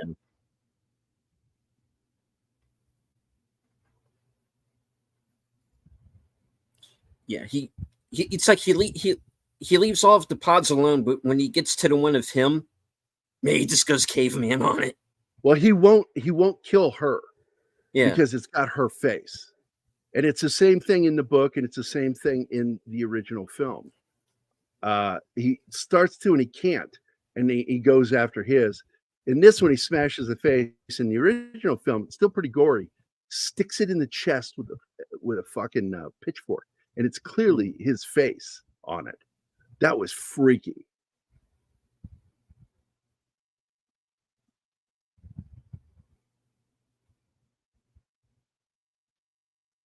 I believe they're human too.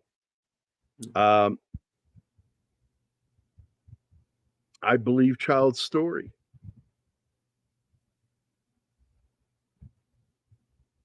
This is where he begins to be born, and they use a dwarf actor to come out like a fetus, partially grown fetus, and it's really gross how they do this. The sound effects, you can hear the sound of the heartbeat. Oh, it's so creepy. But unlike with Alien, I could not take my eyes off the screen with this movie. And what it did remind me of, there's a film that came out, Tony Curtis is in it, the Manitou. And it needs to be born of a woman. And they did something very similar. And that's what it reminded me of for the birth scene in that movie. It also kind of reminded me a little bit of Demon Seed.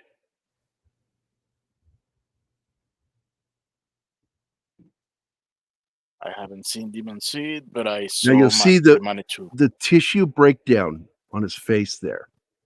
There's something they infer a couple of times, and then you see it go full force in her final scene, because she physically falls apart in his hands.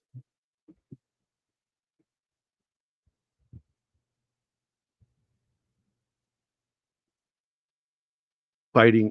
Anybody else ever fought sleep like this where you just can't wake up?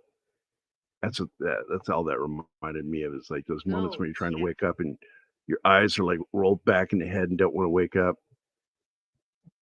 Oh yeah, The Thing from Another World. I love that at the end.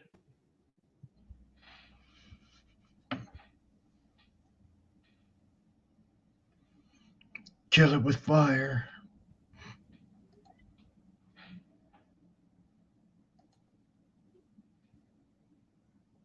Wow.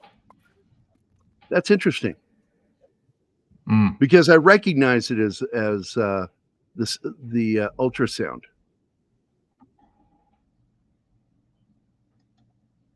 That is freaky. Yes, Demon Seed is very similar to 2000: Space Odyssey. I did not know that. The threat of technology having total control over your life. And that's kind of what's happening on that spaceship. I thought it was a pretty good film. Not a great film, but a pretty good film. It's Dinar Kuntz's first big hit, though. Okay.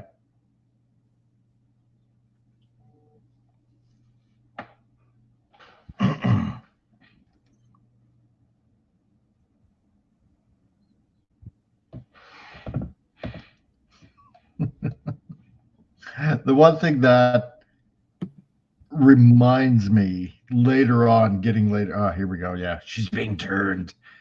He can't smash her face. He's so in love with her, he can't do it. Yeah. Is that, he's got no problem smashing his own face.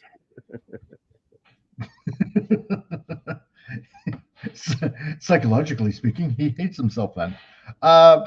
No, it's like eventually down the road, like later on in this movie, it reminds me in a funny kind of way of that one scene in Red Dwarf where where Remmer gets that virus, and he's in the red plaid dress, with the puppet Mr. Flibble, and it's like, oh, we can't possibly do that.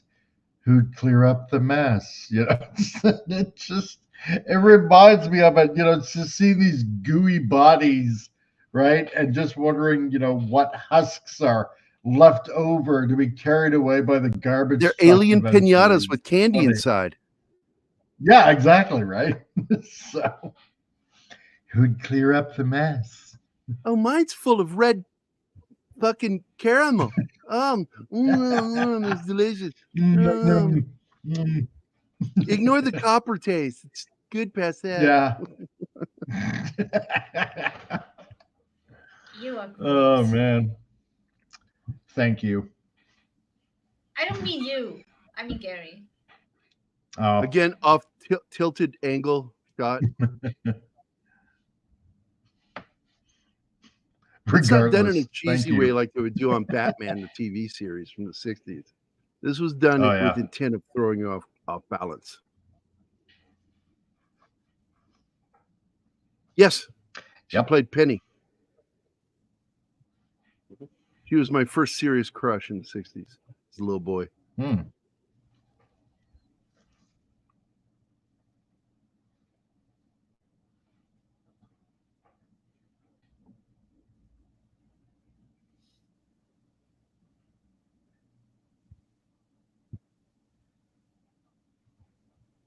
What's amazing to me is that Veronica had a longer career as an actor. Yeah.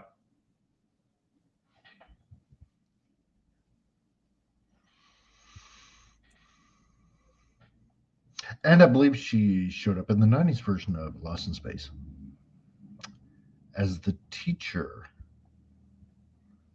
to... Yeah, she's son. No, that was the mother. Yeah.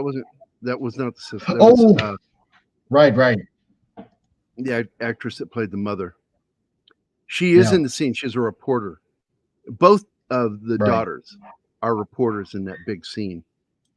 No. I'm 60 years old.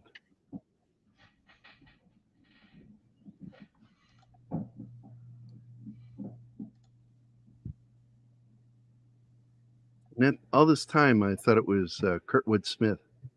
Was your first crush? I'm not gonna deny that, nor going to affirm it. He doesn't have a little bit of a dad crush on that guy.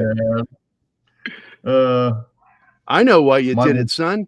Why, Dad? Because you're a dumbass. You can't love that. The National Committee to Elect Foreman 2024. There you go. Oh, that's kind of cool.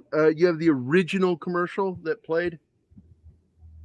Because the first thing I saw had no images. All it had was sound. And it had a little bit of, you could tell that was supposed to be windows in it. Saying, let's see, he is Outpost 51. Does anybody hear me? We found something in the ice. We found something. Found something. We found something. And it's fucking creepy the way they echo. There's that weird shot of that woman just standing there. And it was meant to, again, throw you off visually. As they run by to get into that taxi cab with a pod person, by the way, there's that woman right there just standing there motionless. Well, all this movement's going on around her. She's motionless against that light lit up sign. And the cab driver in this is, once again, Don Siegel, the director of the original 1956 film. And he absolutely is infected. He is one of the pod people. I say infected. It's not infection. It's completely overtaken and remade. Yeah. Assimilated. And they knew not to trust him because, he begins asking questions like, type H, by the way. That's a clue that he's not. It's showing that he's one of the pod people because type H means human. Yeah. And what I they're think doing my is they're first crush- capping off the city so nobody can leave the city.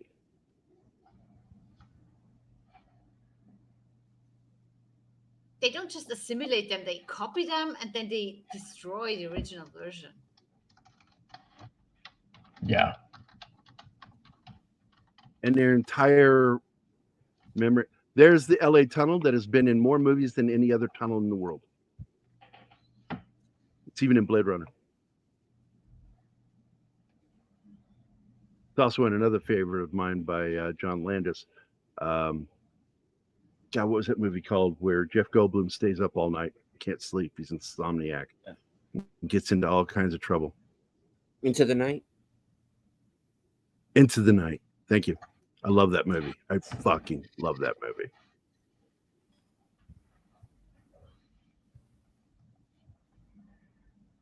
Yeah, and they're smart because the minute he gestures to the cop in the back, he looks back there, door just closes, and they're gone. They're already running.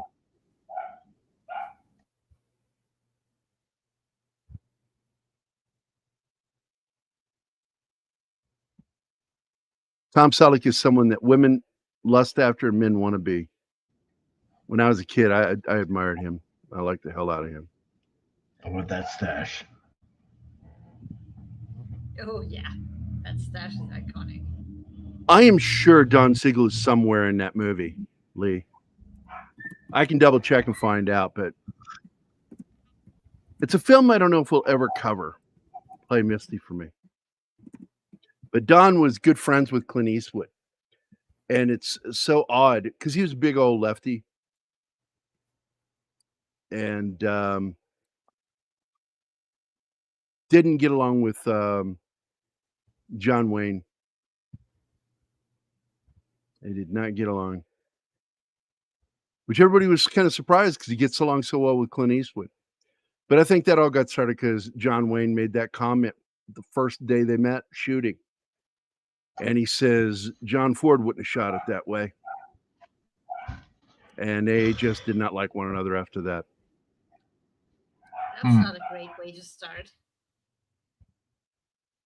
But Don Siegel worked with Clint Eastwood. He did Dirty Harry. Worked with him. Now, with Play Misty, that was actually directed by Clint Eastwood. But I would not be surprised if Don Siegel didn't appear in it because they were good friends. This is the last intimate romantic moment they get. Yeah. Where he doesn't even confess at this point. He confesses later, but it's way too late. She's dead.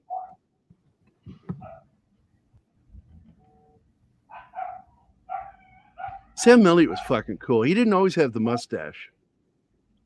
Early films, The Frogs, he's in that. He's in this movie where he met his wife, The Sentinel. I think that was the name of the film, The Sentinel. That movie creeped me the hell out. Roger Daltrey's in it too. He's pretty good in it. Is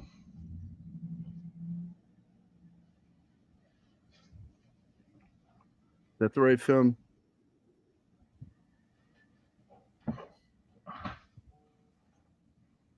Nope, wrong film. Good film though.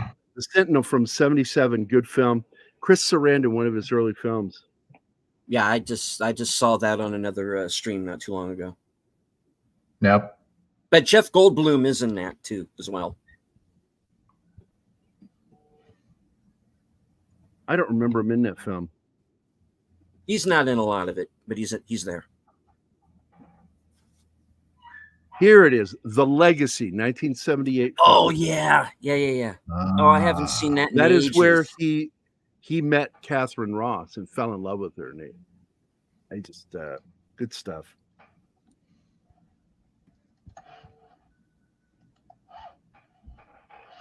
He didn't care if the movie was good. He was in love.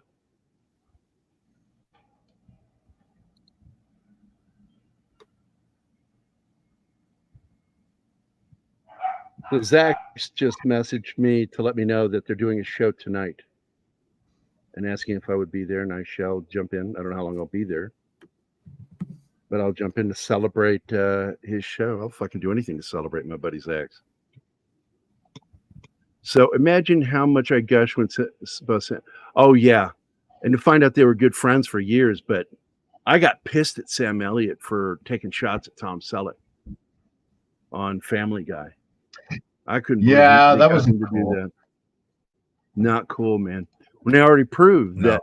that what Tom Selleck was doing was not just legal, but it was good. You know, those what do they call it? The elderly to get loans off their homes. They call it something mortgage. I forget what it's called.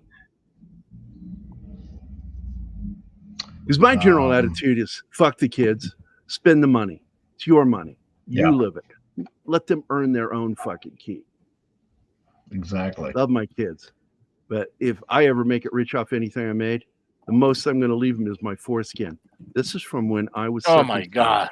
I'm just kidding. I don't have my foreskin. Oh. I would not be surprised. You know what? Fuck it.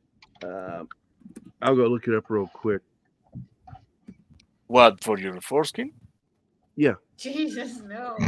Ew. What's wrong with you? Doesn't everybody have foreskin, even women? Well, the fact that they're making the frogs scary, that might have something to do with it. I don't know. That's it. It's almost 1 a.m. I have to go to bed. Bye.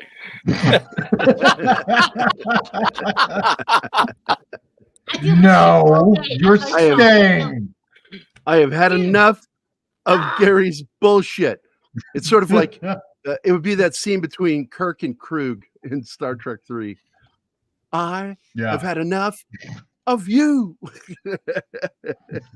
Guys, I get up at 9 a.m. I deal with bullshit all day in my job, and then I stream until past 1 a.m. I'm insane. I need my head checked. Yes, it is. Don Siegel plays Murphy the bartender. Mm. So yes, he is. He does. Because like I said, they were close friends. No. D-Bud. God. Oh my God. That makes the most sense. That's messed up, dude. Please let Keith know.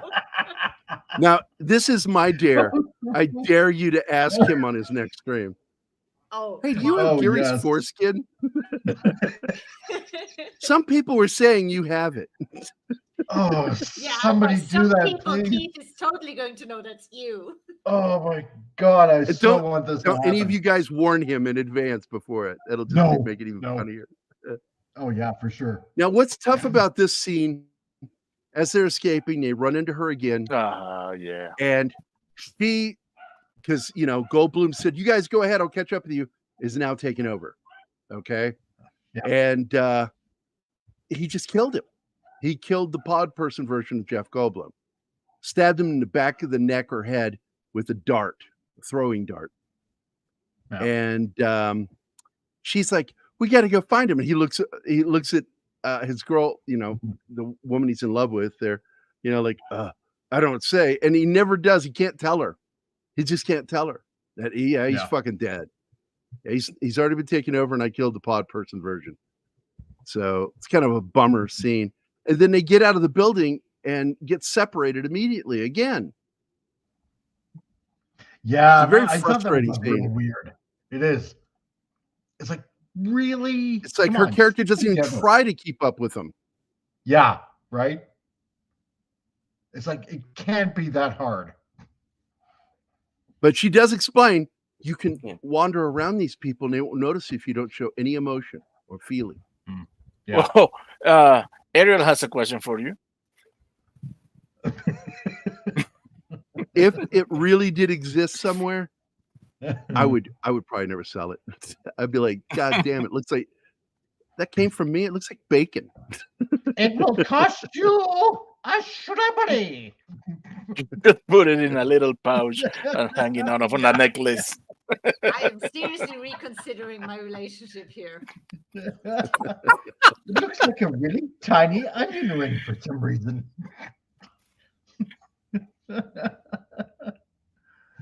Oh God. Going back for a second about how Veronica Cartwright always seems to manage to escape somehow. You know, it's it just reminded me of that line in Tom Savini's remake of Night of the Living Dead from 1990. That line Patricia Tallman has, they're so slow. Why don't we just run around them? And I'm like, no, you're ruining it for me. We have to board up the house and stay right here. Stop making sense. I mean, yeah, exactly, right? It's like I'm very slowly escaping from you. It's like, fuck that. I'm running circles around you, dude. And by the way, this is that they were trying to be calm and cool and collected, and that is when the dog popped out with the human face and goes blah, like that with its tongue out the mouth, and then you hear one of them scream. I can't remember who it was. One of them screams, and that's when all hell breaks loose. So now they're hiding in one of the back of the trucks. And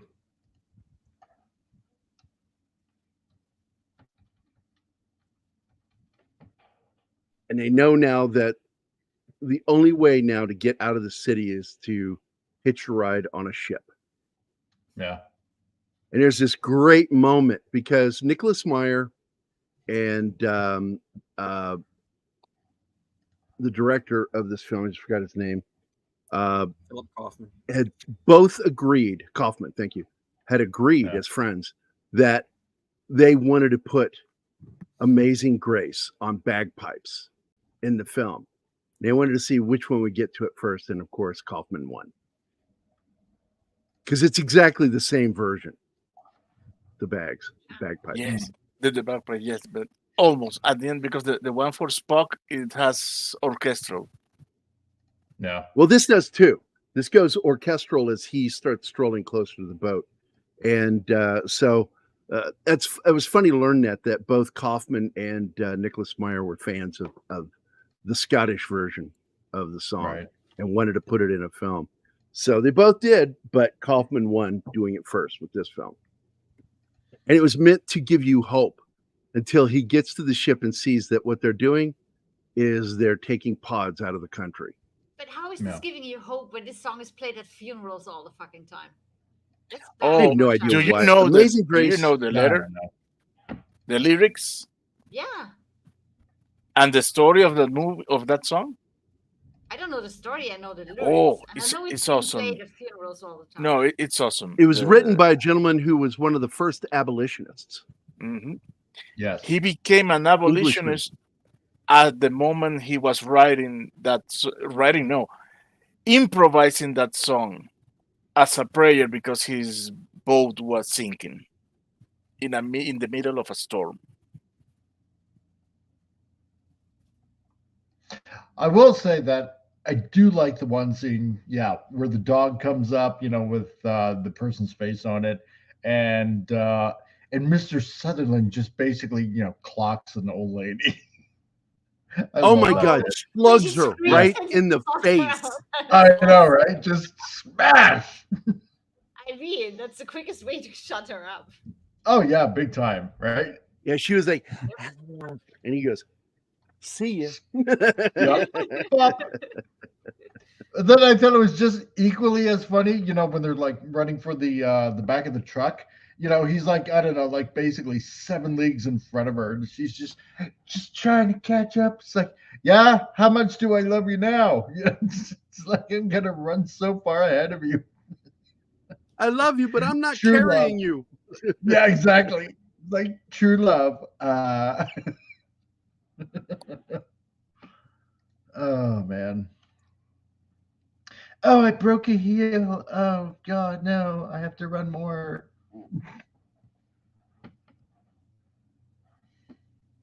Oh my God, there you go. What now? Read it. Just read it. Oh my God. Now I'm going to bet you don't cover her boobs in this. No. No, I didn't cover it. Because there was no need for it. But I'm so tired. I can't keep on running. Yeah, baby. Perfect time Kind to of get reminds it me of that on. old joke. How are we going to have to outrun that bear? It's like, oh, Yeah. we're not going to outrun it. I'm just going to outrun you. Yes. Exactly. You have a question, boss? What is it?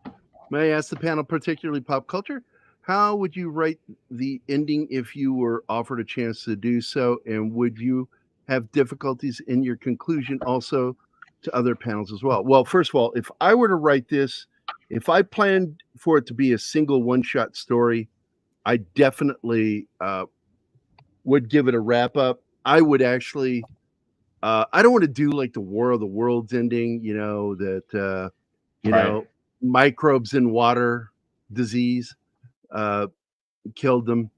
I would just simply go back to the original text and find my own way of saying it without it sounding so fucking hokey, of them, you know, being afraid of us. But to be honest, if I were to write this, I'd want to do it as a trilogy of film. I would have the story take place and I would escalate it into an all-out war of survival and how humans would finally defeat them. And if they defeated them, it was just purely by the fact that we're not passive enough. They want passivity. They want people to be passive and just allow them to, you know, rake with the sound the planet for all of its resources that they find useful. Organics, eating anything and everything. It becomes the dominant species, and then when it's used everything and killed the planet, it leaves. I would make it realize that it's never going to get peace, never have peace or quiet. And that's how I would end it. Going underground. Doing what Don and I've talked about previously, Don Ecker and I, that if you were to fight an alien force that has control over technology and possibly even your own, make everything non-technological. You know, go back to mechanical winding things, making bombs that can only be detonated by hand or by a basic mechanical timer that they can't manipulate. That's how I would end it. I would do it in 3 parts. Because I feel that there's more to the story. And I dislike the way he wrapped it up in the book. Right. Oh, that thing's gushing blood. I think I like that effect where she's like literally dissolving in his hands, right? After she falls asleep and he comes back. And yeah, you know what, like, Ariel? It almost sounds like what they're doing now. Yeah.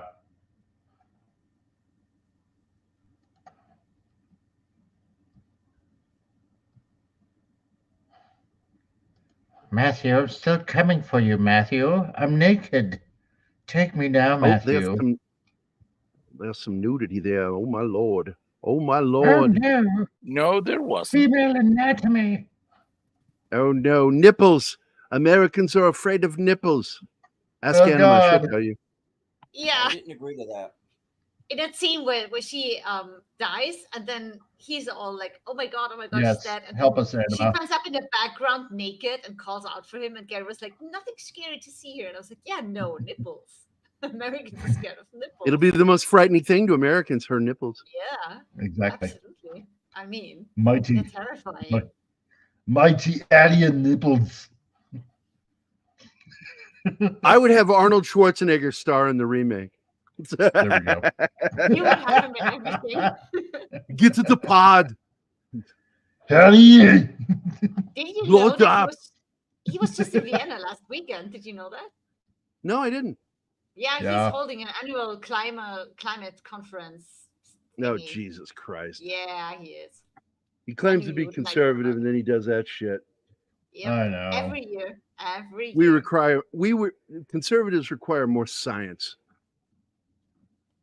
Better science. More importantly, better science. not paid and bought fucking science, but from scientists who aren't getting funded by any government agencies. And of course, we see here kids being taken into one of the pod centers, so they're getting ready to be taken over. Of course. Okay, everybody take the nap, but we just got here. Nap time. Here, eat this pudding and Jell-O. Ignore the crystals in it. They'll just they make it more yummy. There's Brooke Adams sitting there. Just she's got a beaker that she's vibrating and rotating, and I don't know what she's supposed to be doing, and just doing it over and over again. But something is he's moving around like a ticking clock when we see that. You don't know if he's been changed, but this is the weird part for him: is why is he clipping those newspaper clippings? What the fuck would a pod person be interested in that? Yeah. And it's the part that really threw me even as a kid. Now there's that big fat Asian guy again, always walking by the door, looking in.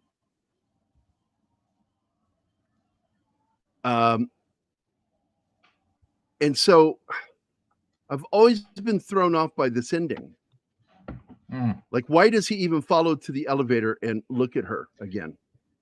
Yeah, It's right. odd. It doesn't make any sense. You know, it's like, oh, I don't feel like joining you today, even though I'm a pod person. So now he's outside alone out in front of the Capitol building there in Frisco, walking along, and then suddenly Nancy Cartwright yells his name out. I'll come back to that in a second. Bye, D-Bud. Have a good day. D-Bud's got to go. See you, D-Bud. Yeah. Take care, buddy. Yeah, he's probably having to wrench on another channel. Now, I will tell you right now, in the shooting, yes, he is. I agree. Yeah. In the shooting of this scene, she was not told, or it was also not in her script, her version of the script, what he was going to do here. He was actually told him that he would recognize her. So her reaction to this, they kind of pulled an alien on her, because like Ridley, they knew something was going to happen at that table, but weren't told exactly what. And so when you see them like freaking out over the blood chest burster scene, she's right in there freaking out with everybody going, oh my God. You can hear her when she yells. And it's the same thing with this scene. Didn't tell her what he was going to do, and he does this on camera.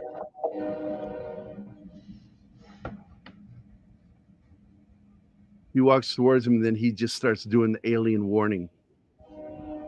Human.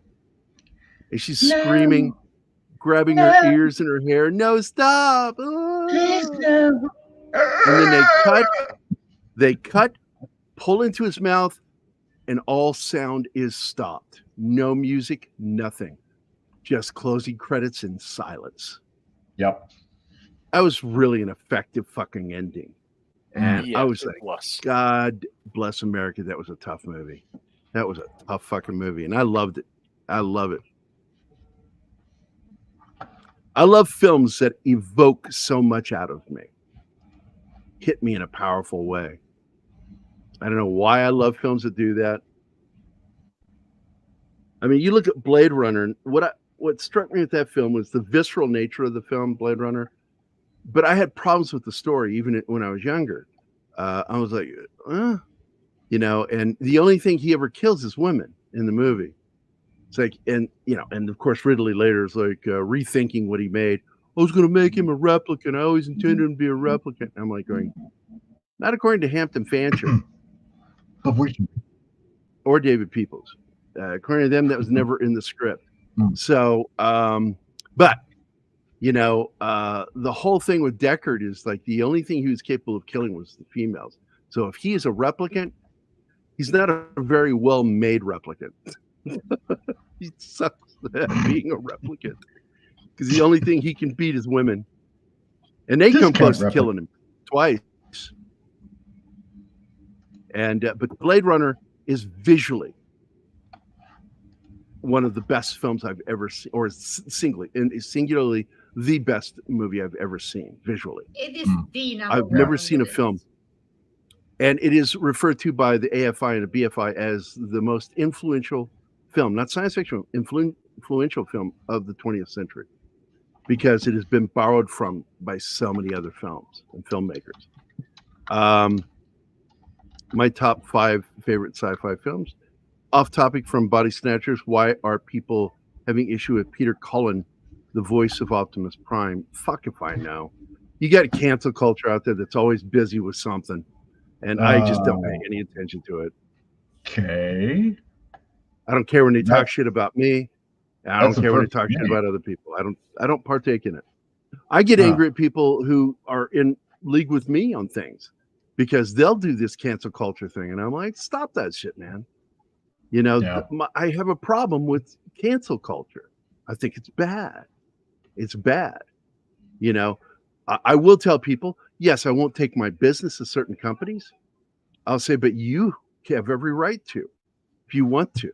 I'm not going to tell you not to, but I will tell you, I personally won't give them my fucking money. I won't give Disney another fucking dime. I've been like this for, 3 years now.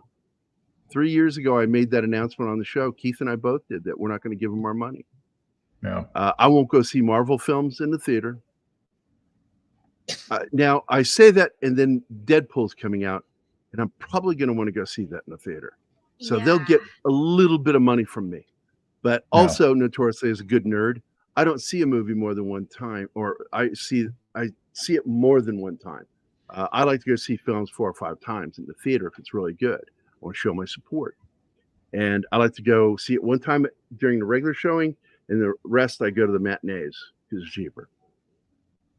And then if you have a dollar theater, you know, one of those cheaper theaters that with the decreased ticket price, I'll go watch it like multiple times right before it comes out on Blu-ray, DVD, and VOD. Yeah. No, he's not. He was just made. The whole point of if he is a replicant, he was just made.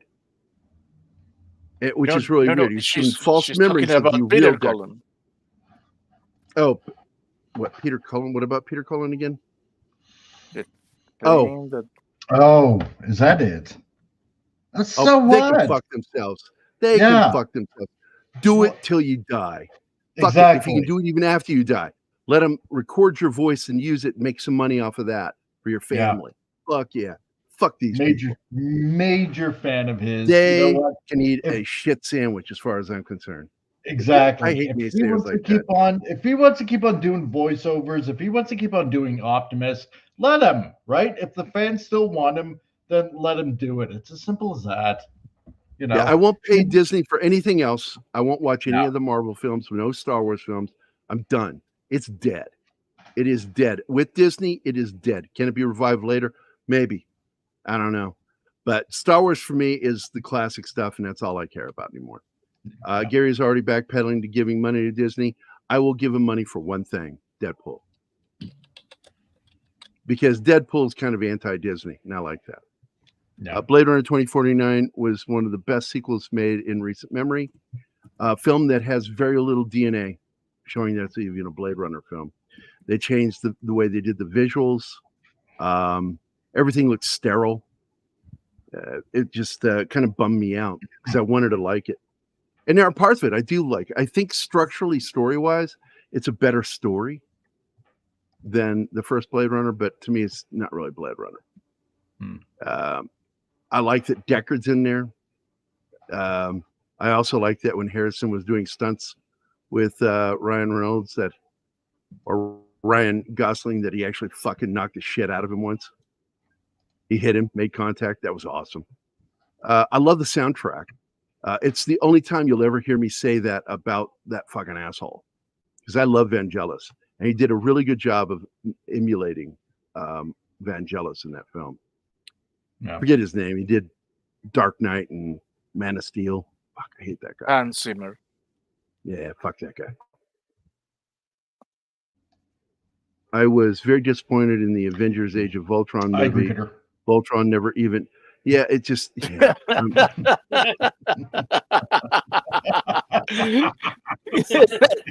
You walk right into it. I like that.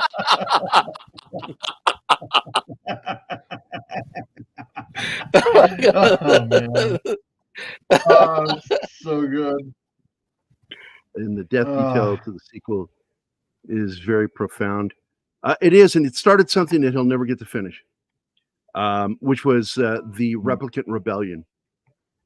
That was coming, and that was all I really gave a shit from the film, was that this might come. Let's see. Anything else? One of these days, you guys should do a review. Disney horror classic, The Watcher. Actually, I like Watcher in the Wood, but there's another Disney classic that I love that I plan to do is The Black Hole. Oh Yeah. yes, please. It's Good about Yes. it's about Lizzo. Love that movie. And her anus. Yeah, it's Lizzo and her black hole. Oh my god, so messed up. Oh man. No, I like the movie Black Hole. I think that they had some great ideas. I think that they made mistakes in what they were doing, and that is the kind of film that you want to see a remake of. The film that almost got it but didn't do it, and have somebody take another shot at it. The problem is Disney, they're going to make it crap. They're going to make it crap. Yeah. I have never seen Blade Runner with so many other things to watch. I never got around to it. It's a beautiful film. And, I loved it so much I started the fan club back in 95. And they said there was a fan club with the magazine that came out in 82. Didn't exist. There was no such fan club. And when we started it, we ended up giving out a bunch of those souvenir magazines as gifts to people. And that was kind of fun. We had a whole box of them that were donated to us from the publisher of those. It was a family publishing company that made those for Blade Runner back in 82. And so we gave a bunch of them away back in the day. But Blade Runner is a standalone film that Blade Runner 2049, I like it, but I don't like it. I love it, but I don't love it. It's just one of those films that I have problems with because it disconnected itself from the DNA. You tolerate in such it. a way to where it didn't even emulate the film. Right. And in order for it to be a Blade Runner film, it had to feel like a Blade Runner film. It needed to look like a Blade Runner film. And Ridley shot that a very specific way. So there you go. Denis Villeneuve, I've lost all respect for him with Dune 2. He can go eat a bag of shit. I don't give a fuck. I'm tired of him. Yeah. I don't think he's all that smart. He makes a filmmaker. He makes it look like he's a really smart filmmaker, and he's not that smart. Look who's here. He lost the grasp of who Chani was. Oh yeah, He just 100%. completely screwed her up. Got her Chani completely and wrong. Paul and Jessica. Oh, Yeah. I would point and one- scream at Gary, but he is a pod person already. There you go. What's up, buddy? So I was going to go check to see if that gentleman sent me a message over on Twitter about joining us. So I'm going to talk to him. Who was it that was wanting to talk to me? I forgot. Which one was it? Oslo Bill. Yeah. That was it, Bill. Mhm. If you're still here, Buffalo Bill, you got to contact me on Twitter so I can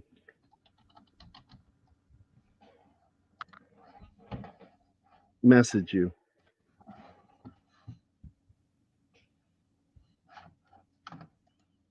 Not seeing anything from him. Well, deleted scenes idea for action theater. Brannigan starring John Wayne. I love that movie.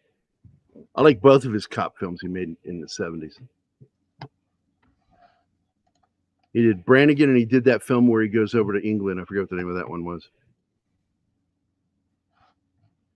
McHugh. Brannigan is where they show, I think it was a Mac 10. That was fucking cool. I was like, what is that, Dad? That, son, is the Mac 10. Fires 60 rounds or 30 some rounds a second. 30 rounds a second.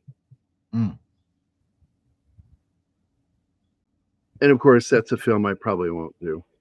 Although I love that movie, the Muppet movie.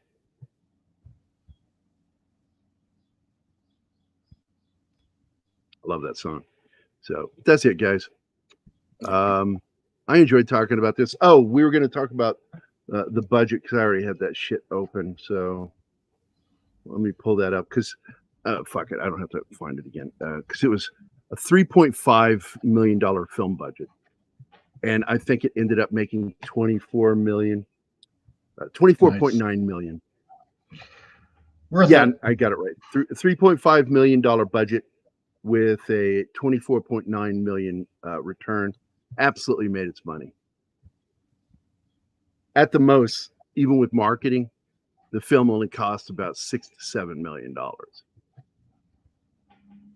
Try to get a movie like that made today. Yeah, exactly. Well, Godzilla -1. You guys want to give this film your score? I'm gonna give it a 8 out of 10. Yeah. All right, Mike, Martin. 8 out of 10. I concur with Mike. Steven? Agreed. 8 out of 10. Yes, you do. 8 out of 10. Anima? I don't know. It's I hate horror. not 0. Yeah, it's not my kind of movie. So I would say 6 out of 10. I survived it. Would I watch it again? Hell no. I'm going to get a picture of a kid, one of those cameras of a kid on a roller coaster screaming, you know, with the hands up, and I'm going to superimpose Anima's face. I survived this ride. You will never catch me on a ride like that. Yeah, but it's meant to go for the movie that you watch, survive the movie. I survived this ride. I've lost count of the times I've watched Disney Black Hole. What ruined it for me was at the end when they were floating, but you could actually see the wires. Yeah, there was actually several things like that in the film where you could see wires on the robots and shit, and on them floating. It's just kind of a weird ending in general. Dust Wolfen also gives it an 8 out of 10.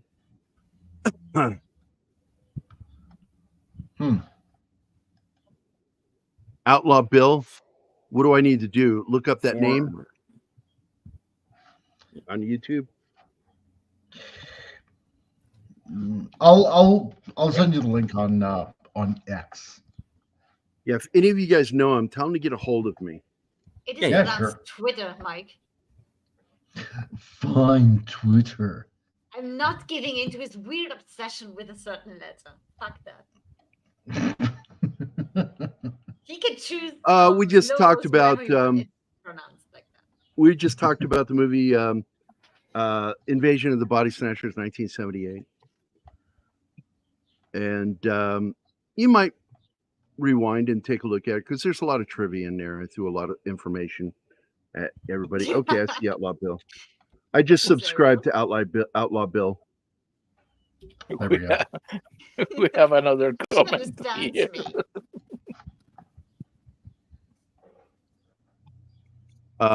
Gary looks like Anima doesn't want to.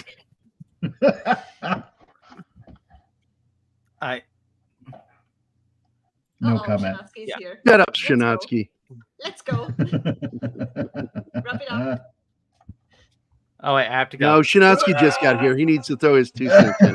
What's your score for this film, Shanatsky? My score of this film is 4 screaming at the cameras out of 5 pod people.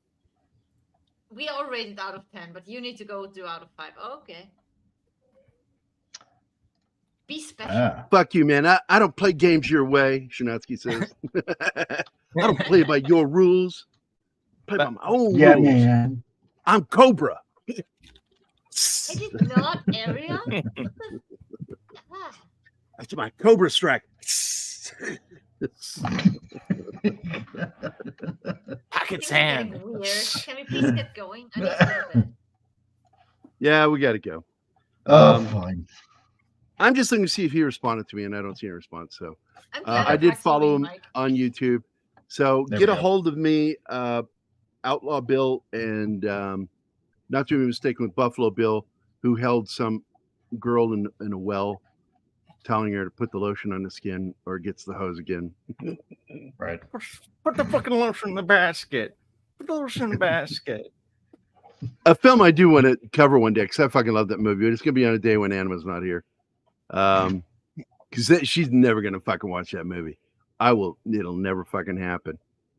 And all I get to say to you guys, the following people are gay. We are out of here. I hope you had a good time. And for those of you that pop in that don't watch the show and want to leave a comment like too much talking, read the fucking thumbnail. Read the video description. Don't come to this thinking you're going to see the fucking movie. Are you that stupid? Oh, yes. I get so tired of your fucking comments. We get these random people just like, fucking too much talking. I came to see the movie. Ignore them. Fucking idiots. Should we let people know what we're going to talk about on Friday on TGIF? Yeah, sure. Tell them. Because it is back, finally. We've waited 2 years. We are going to go into the House of Dragons. And I can't wait. I haven't watched it yet. I'm excited. Yeah. And then what we're doing this weekend is Tom and Gary, and we're going to be doing Beverly Hills Cop 2. Because we got the new film coming out. Oh, I'm looking forward to seeing it. I like the trailers. So, no banana up my tailpipe. So, right, I've got to go. Oh, yeah, absolutely, Lee. Everybody have a wonderful day today.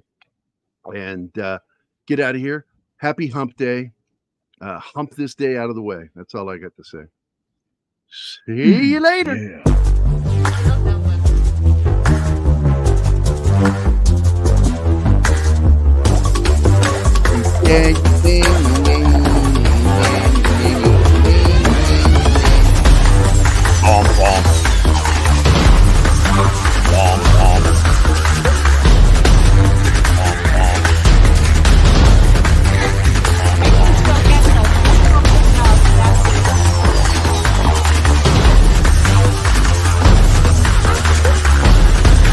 Talk to Craig Edwards, wherever you are. I love you, buddy.